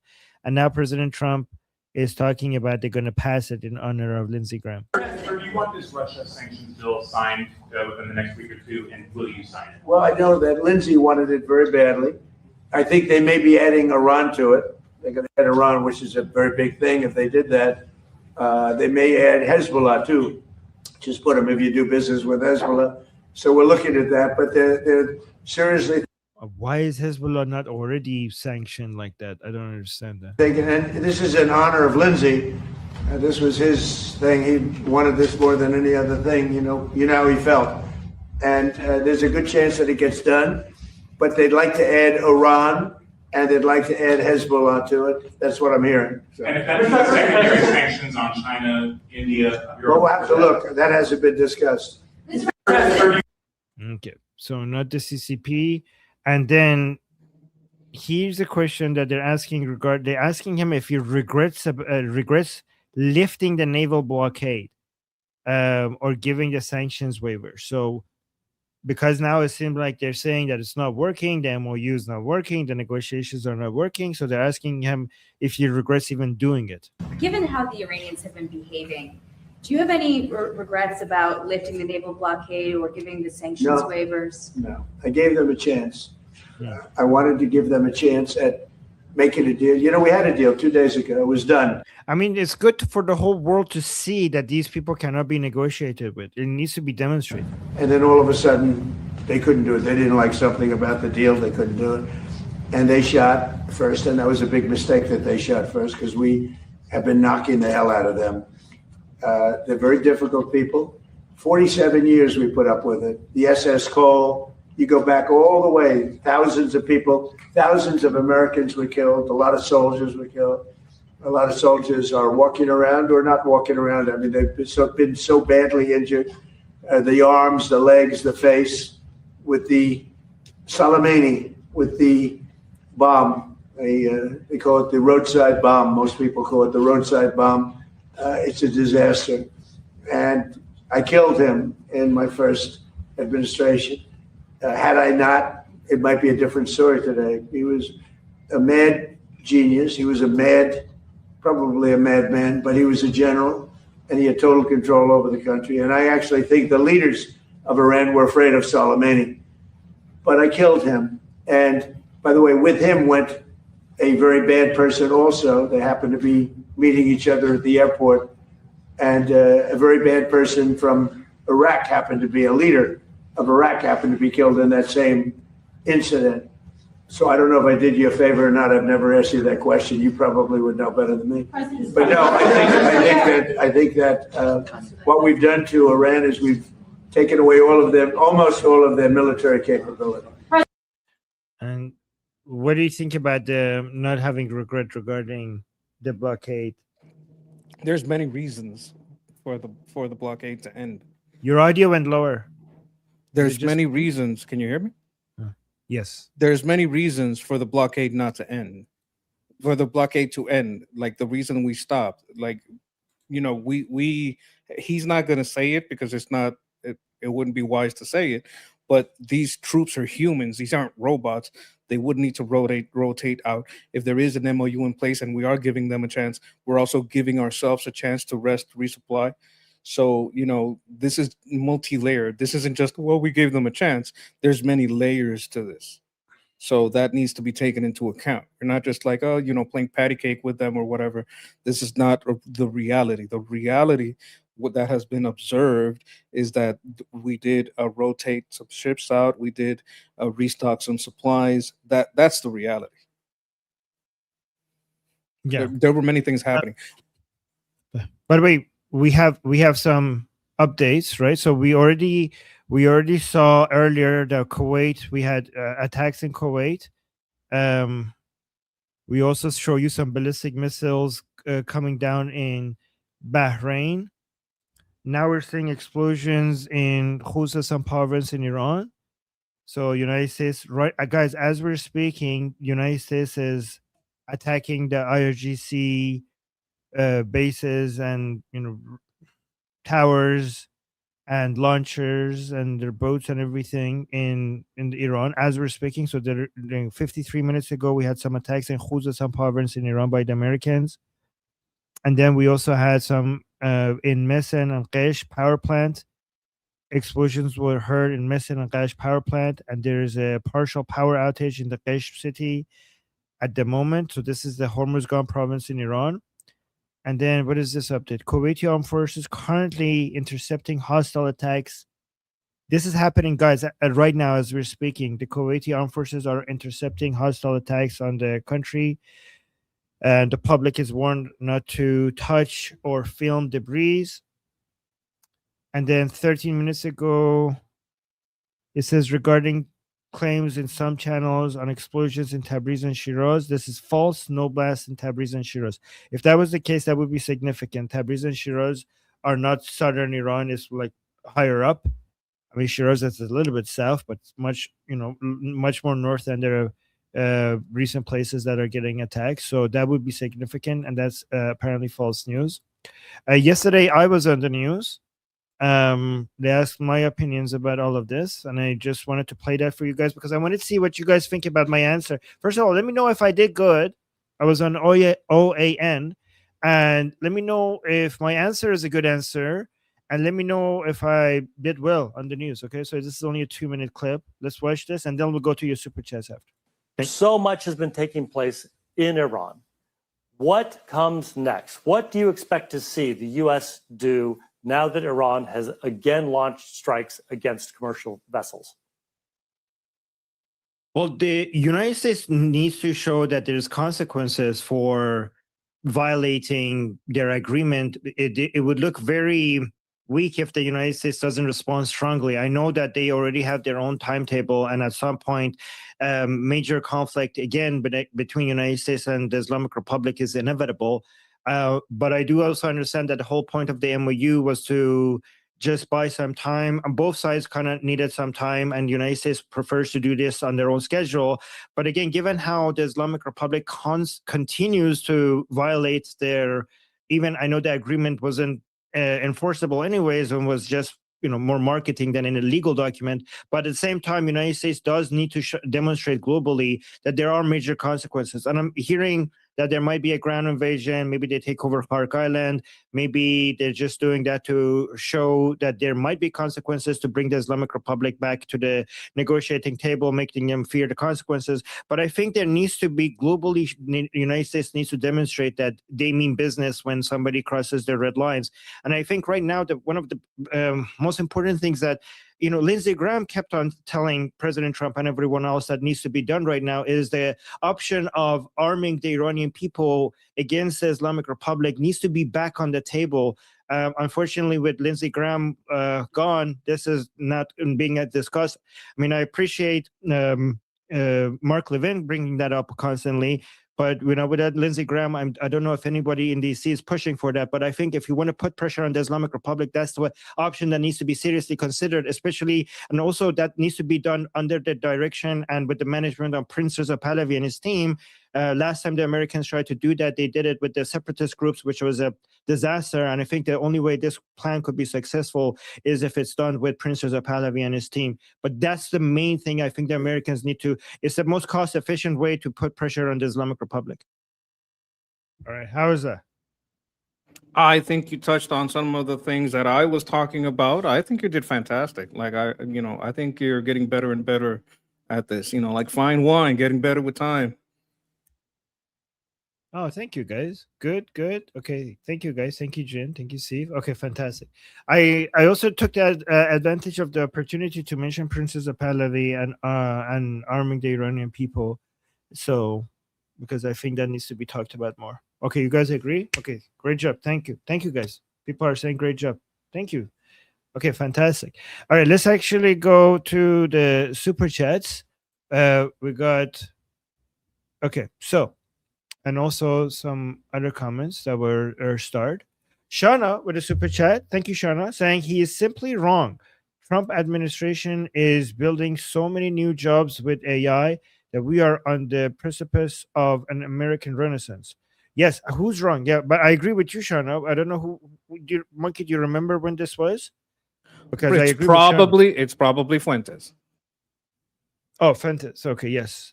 Yeah, guys, people think United States is strong now. They are not ready for what United States is about to become. So people think like the gap between United States economy, military power, and cultural influence and other countries is so great right now. And so many people think that this gap is going to get closed. They have no idea what's about to come. The United States is in the best position compared to any other country to take advantage of the current fourth industrial revolution. The AI and robotics race. What you need for this new chapter of history that we're in two ways. We're moving into a new chapter of history. We're entering the second Cold War, and we're in the middle. We're at the beginning phases of the fourth industrial revolution. And the United States has everything, almost everything it needs to take maximum advantage of both of these changes. And the gap between the United States and all the other countries is going to widen. It's going to be so much bigger than it is right now.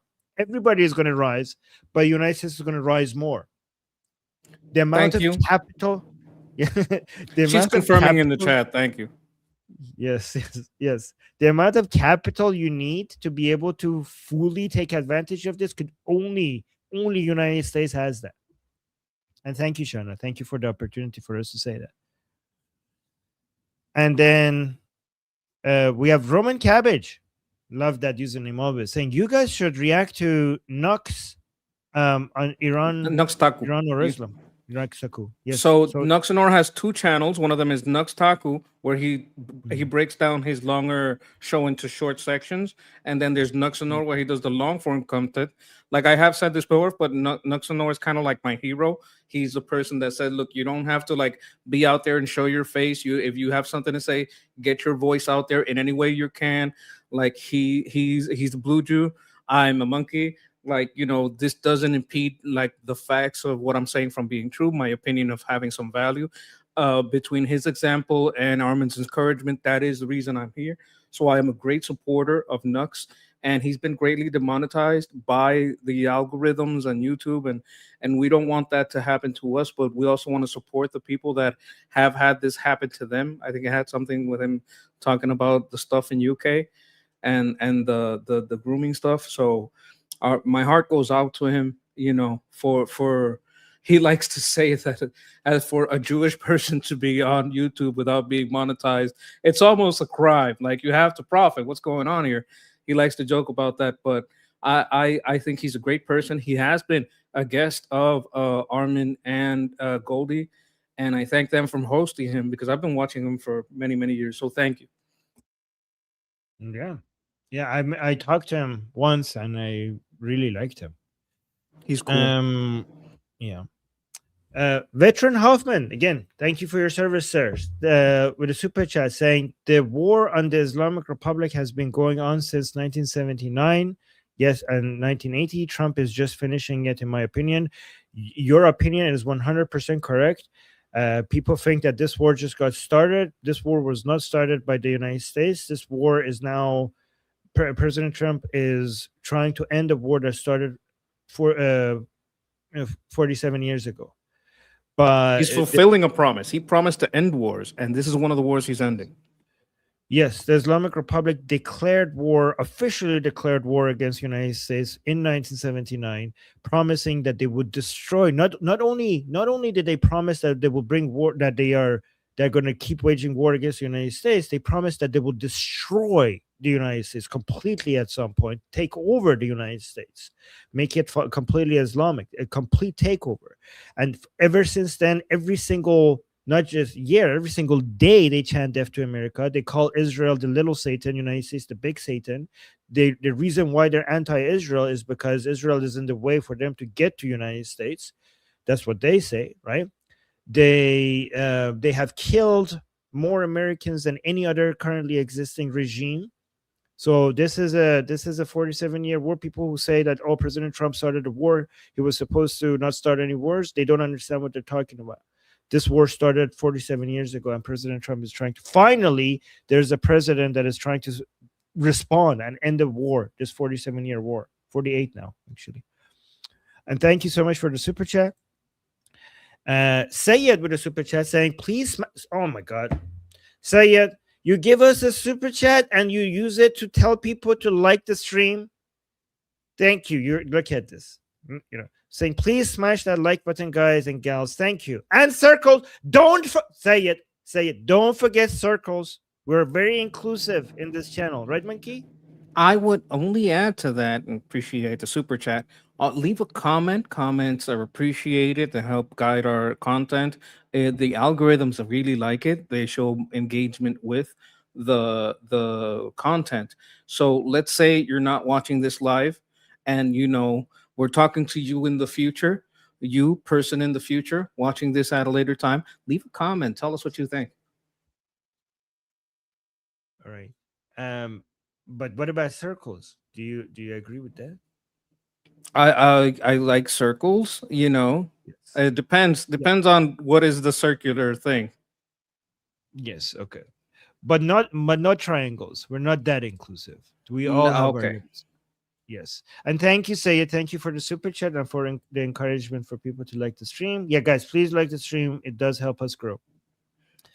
Shauna, thank you so much for the super chat saying Rubio speaks Spanish, but Trump speaks Arabic. True. Guys, if people don't understand what this means, because Trump, when it comes to negotiations, he uses the same tactics that Arabs use in negotiations. So that's why Shauna is saying that's true. So that's why he knows how to deal with these people, because he speaks their language. And yes, guys, praise be to Allah. Exactly. And thank you. Thank you. So you start this. I think Bobby was asking, does this help free Iran? So I think what you're referring to is Iraq. Yeah, so what this is referring to. Yeah. Okay. You go ahead. Yes, I started this. This was happening during the time we were talking about Iraq. How does Trump meeting with the prime minister, president of Iraq, help free Iran. It does greatly. When during the ceasefire, we had operations in Lebanon and operations with intelligence operations with the Iraqi, well, basically the police, their administration, and they discovered so much IRGC connected fraud, and this fraud would have been going to proxies, and those proxies would have been supporting the IRGC. They might have gone in to help,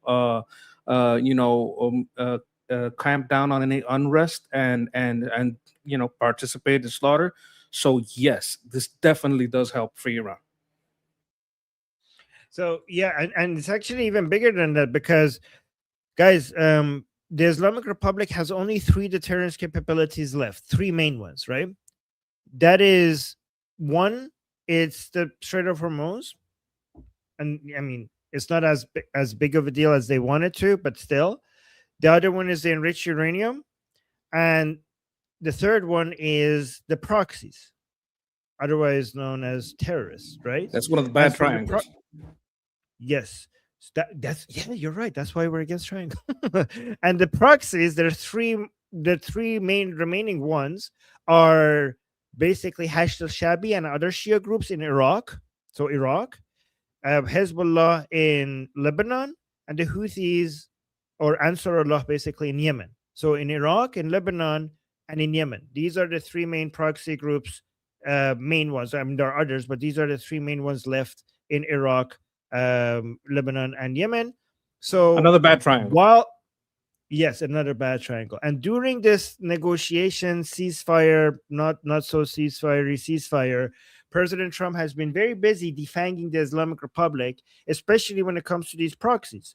In Lebanon, we get the peace deal between the Lebanese government and Israel and United States, which is going to help the IDF be able to push back against Hezbollah. I mean, either with or without the help of the Lebanese government, Lebanese army, whether that they're successful or not.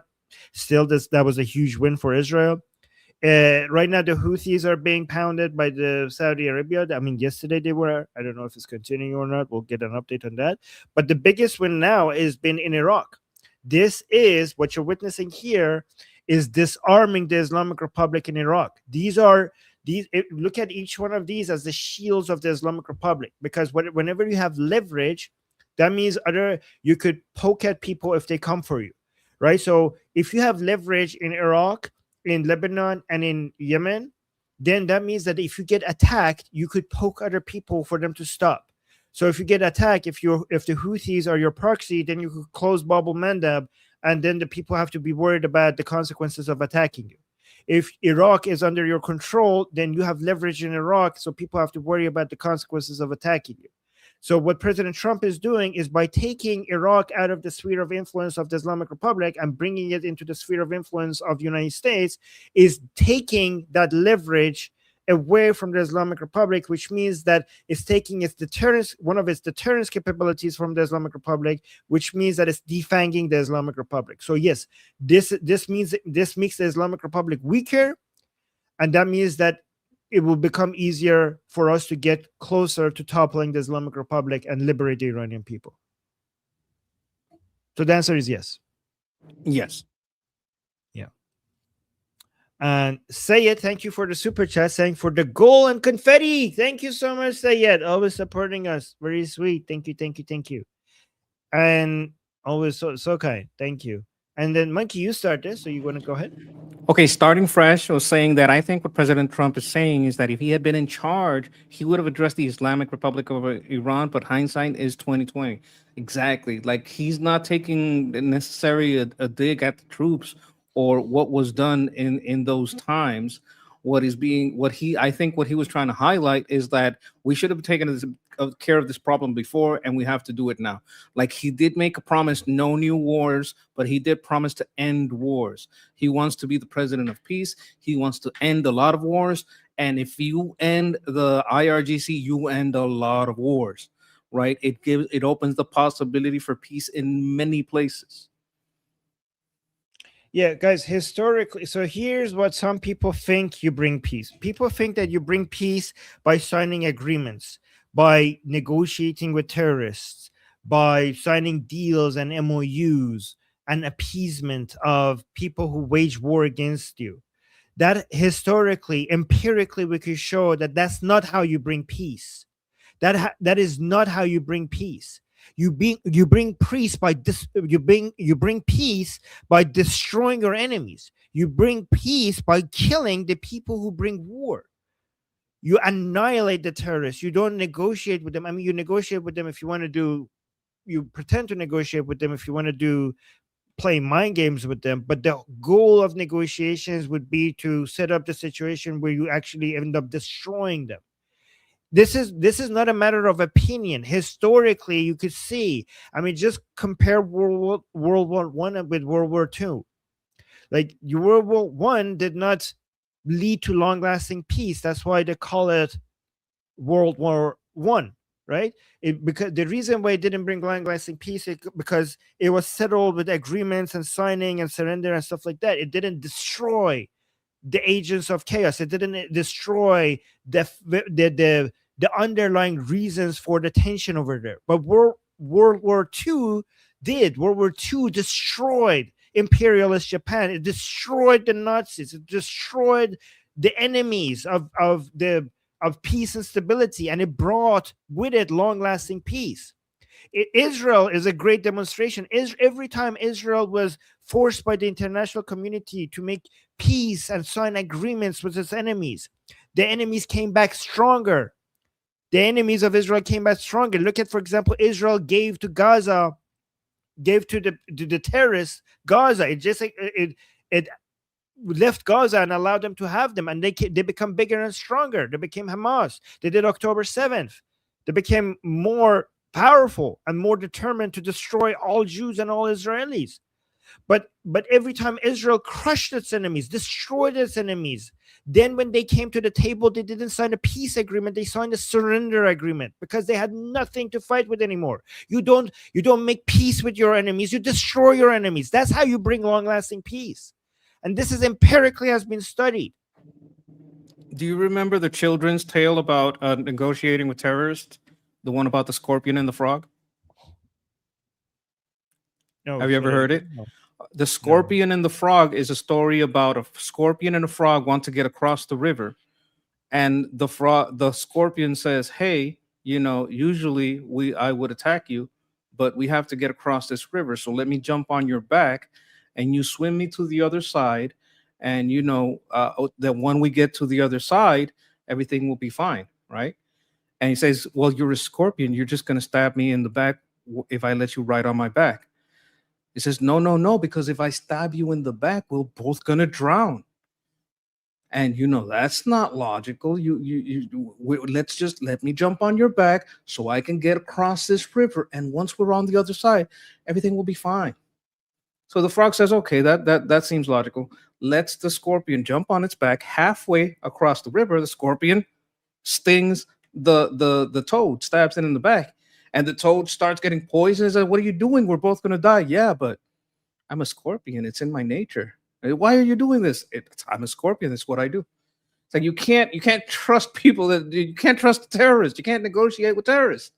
It's like the scorpion and the toad. This is a very popular American story. Most Americans in the chat know this story. And I think Europeans also know this story. But I think it's a great allegory for teaching about negotiating with terrorists. Yeah, that's a good one. I'm going to use that. That's a good one. Shauna just gave us a super chat saying, but Armin, what about BRICS? Okay. What about BRICS? What if that hurts us?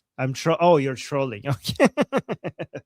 So guys, BRICS and their, attempt to make a currency is an absolute joke. BRICS is the most, pathetic, as of right now, the most pathetic economic union of countries. I mean, look at those letters, okay? That I over there stands for India, and this one of those C's stands for China. I don't think India and China get along. Like, are you kidding me? Like, are they going to make a currency with each other that is going to compete with the US dollars? You know what was the best currency to compete with the US dollars? With the US dollars is the euro. euro was the best currency. Okay, because these countries that the European Union, these countries came from the same background with the same culture, and they had stable financial institutions and big markets. So if any currency could have competed with the US dollar, it would have been euro, and it didn't. It wasn't able to. So imagine if euro could not compete with the USD. Do you think India and China, with their difference in culture and all of their infighting and their command economy of China, and their weaponization of their currency and their economy, will provide you enough faith in a currency that they will provide that could compete with the US dollar? Like, come on, this is the biggest joke in economic history, in my opinion. If anybody seriously suggests that to you, they have no idea what they're talking about. The only way these countries are going to form BRICS is with Legos. Economically, it's impossible. Maybe they could get together and build a little Lego house with bricks. That's the only BRICS that's ever going to work for them. And she knew she was going to get you on a rant. So I want to thank Shauna for this wonderful rant from Armin. Thank you very much. Yes. Thank you, Sean. I appreciate that. Oh yeah, this was on purpose for you triggered me. Thank you. All right, George with the super chat saying, out of the deal. He does it every time he makes. Okay, this is a Trump thing. Monkey, this is for you, I think. Part of the deal. I do it every time. I make big demands and allow a counteroffer and accept a win-win situation. I turn 20% fee into long-term investment into America. Thank you, George. Thank you. Just don't trust them, though. Don't trust those Arab countries, okay? But yes, out of the deal. And thank you so much for the super chat. And then Father of Chaos. Thank you so much, Father of Chaos. Saying Durud Aziz. Oh my God, look at that. Because Aziz means like dear in Persian. Durud Azizam just came into to show support. Just came to show support, taking the day off, haven't missed a minute of Armin, Ali, or Monkey in 5 days. Wow, thank you for this. Father of Chaos is so sweet. I really appreciate. He was also in our discussion group earlier, which I should actually have prepared so I can show it to you guys later. And also Monkey's channel and everything. I will have that already. And yes, thank you. I would also say I caught a show this morning that I liked very much. I saw Guy. Guy's back in the roster. Ooh. He's a good guy. Yes. He's a great guy talking about interesting stuff. You should also check out Guy. And I want to thank you for your support, of course. Thank you very much. Yes. You know what? I should just create like all the list of the channels in the description, because instead of like subscribe to this channel and that channel and that channel, I should just have them list in the description so that we could get through them. And thank you, Father of Chaos. And then Fleshy Interloper, thank you so much for the super chat. Saying, oh, Monkey, why you're angry? Are you angry on purpose? Or is it an accident? Okay, it was an accident. It was an accident. It was an accident. I was like, oh my God. I keep rebinding it and it won't rebind. I'm sorry. It's okay. I was like, oh no, Monkey's angry. Angry Monkey. What did I do? Fleshy Interloper saying 20% of nothing is nothing. Open the effing straight. Yes, open the Strait. Exactly. So Felicia Interloper is like watching the Strait every day, counting the tankers one by one and creating reports of it in our discussion group. So he's very invested in the Strait.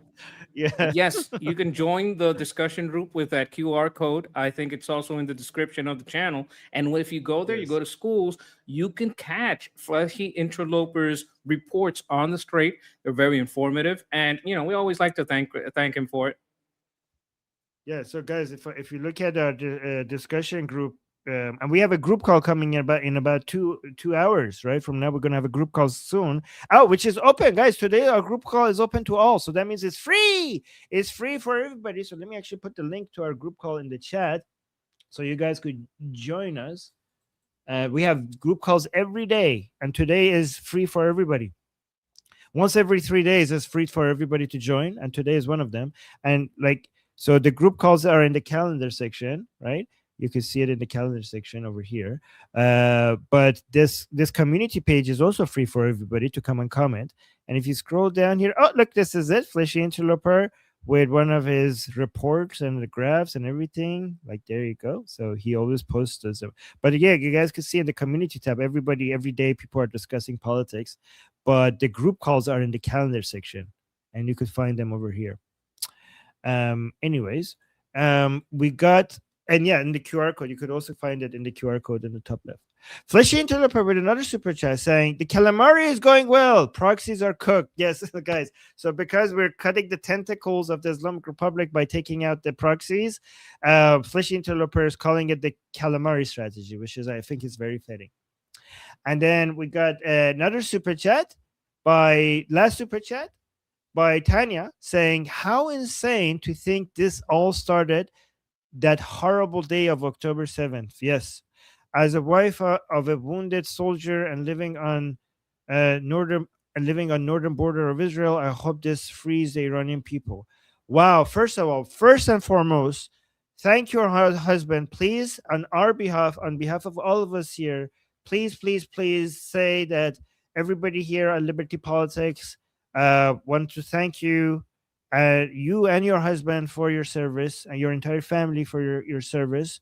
Thank you so much for your sacrifice. Thank you for protecting not just Israel, but also the whole world. Israel is standing guard, not just between these terrorists and Israel, but between these terrorists and the rest of the world. So the whole world owes you, your husband and your entire family, and we appreciate you. Thank you so much. Thank you for your sacrifice. Thank you for everything you do. And you know, October 7th, this all starting with October 7th is honestly a repetition of Israel always coming back stronger every time. Every time they hurt Israel comes back stronger than before. So all of this happening after October 7th is just a repetition of what we've seen before, of Israel getting hit significantly and people thinking that its days are numbered, but then Israel comes back and it just destroys its enemies and anybody who dared hurt it like that. And hopefully, I appreciate.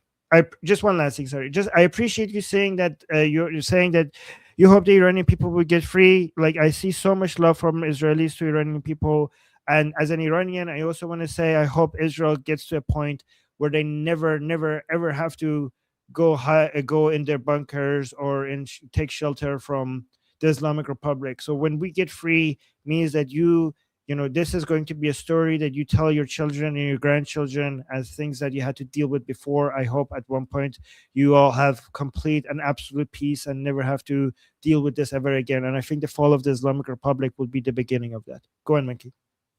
I was going to say, this is one of the reasons I like to point out how many lives is saved by us giving a discount on weapons to Israel. There is this great lie that we're sending these bags of money to Israel. That's not happening at all. They get a discount on our weapons. They get a discount on F-35s. Honestly, about them and Japan is the only people, the only nations I would even consider having those, because what this does is, by helping you defend yourself, it saves us from having to go over there and protect our interests, because we have interest in common and there is a common unity and a common goals. By us helping you defend yourself, it does save American lives, and sometimes that's not taken into account. And lies by people like Fuentes and people like Cenk Uygur, if we want to go to the both extremes, are something that's destroying the reality that is the good relationship we have, and I appreciate it. And I always like to point out, look, this is just a discount. All right, we're giving them 10 to 15% discount, and they're sending us billions of dollars when they buy weapons. Like, we're not at a loss at all. We can't sell this to anyone else. Who are we going to sell it to? We shouldn't sell it to anyone else. Maybe Japan.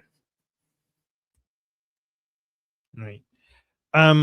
So we're about to go, but guys, first of all, I have another video to show you guys, but before I show it to you guys, just remember that we have a discussion group, and today our discussion group is free to everybody. That means that everybody could join, everybody could come and talk to me and Monkey and other people there. I'll put the link in the chat. The link is also in the description.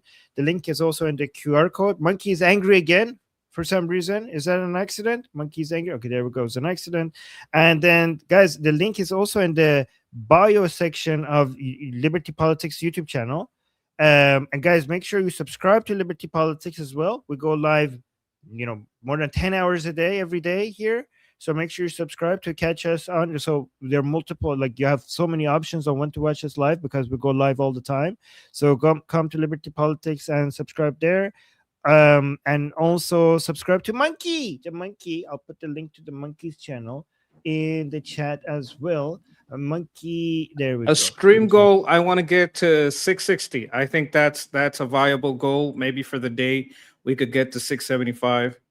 Maybe that's a possibility. For a stream goal, maybe 4 more. Maybe if I can get 4 more, that'll be a good goal for the stream. Okay, and then hold on, we got another super chat. But before I get to the super chat, I wanted to show you this video. The Iranian people are outside in the U.S. waving American flag, and Lindsey Graham. So Iranians, just like us Israelis, love Lindsey Graham, and we mourn him. Iranians, just like us Israelis, love America and President Trump. A free Iran would be Israel and America's greatest ally in the world. And I don't think I could play this with the sound. Yep, that's a copyrighted song, so I'm not going to play the song. But stop it! I just muted it. There we go. So yeah, these are Iranians in the U.S. Nice flowers there. They look like roses. Celebrating Lindsey Graham with the Lion and Sun flag, with America's flag, with the Lion and Sun flag of Iran, the true flag of Iran. Just want to show that to you guys. And people in the chat are saying Javid Shah. Americans and Israelis are saying Javid Shah. That's very sweet. So we got another super chat. You want to read this one, Monkey? Israel may wait. U.S. and Israel may wait till mid-August. Extreme heat and wet bulb conditions would weaken Iran's infrastructure and regime. Low fresh air, aerial raid, and people on roads. YouTube videos. Islam is about to get cooked alive. Okay, so this is more pertaining to weather. I don't know if we're still in sandstorm season. I know that would be a deterrent from ground operations, or that would be important, and air operations, because sand does get into engines. But I'm not that cognizant of the weather patterns. What would you think about this, Aaron? I don't know. I don't have any expertise in this. I see a lot of people saying that, but I don't know much about this. We have to look into it. Thank you for letting us know about that. I'll try to look into it also. Appreciate you. And thank you. So this was by I'm Betuz. Thank you so much for the super chat. I appreciate you. Yes. So yep, guys, me and Monkey are gonna go get ready for we're gonna go get a break, eat some food, and then get ready for our group call in our discussion group. So don't miss it, okay? And that's us. And where's the monkey? Oh my God, lost the monkey. I found the monkey. All right, guys. So we'll see you soon in our group. And guys, we also gonna be live streaming it on Liberty Politics. Okay, we're gonna be live streaming. So if you don't want to join our group call, just subscribe to Liberty Politics and hit the bell notification so that when we go live, you could watch our discussion over there. All right, we're gonna be talking about all the events that are happening in general politics globally as well. So yeah, see you there. And until then, I'm Israel Chai. Slava Ukrainian. Cuba Libre. Long live America. Javid Shah. Payande. Iran. See you guys soon.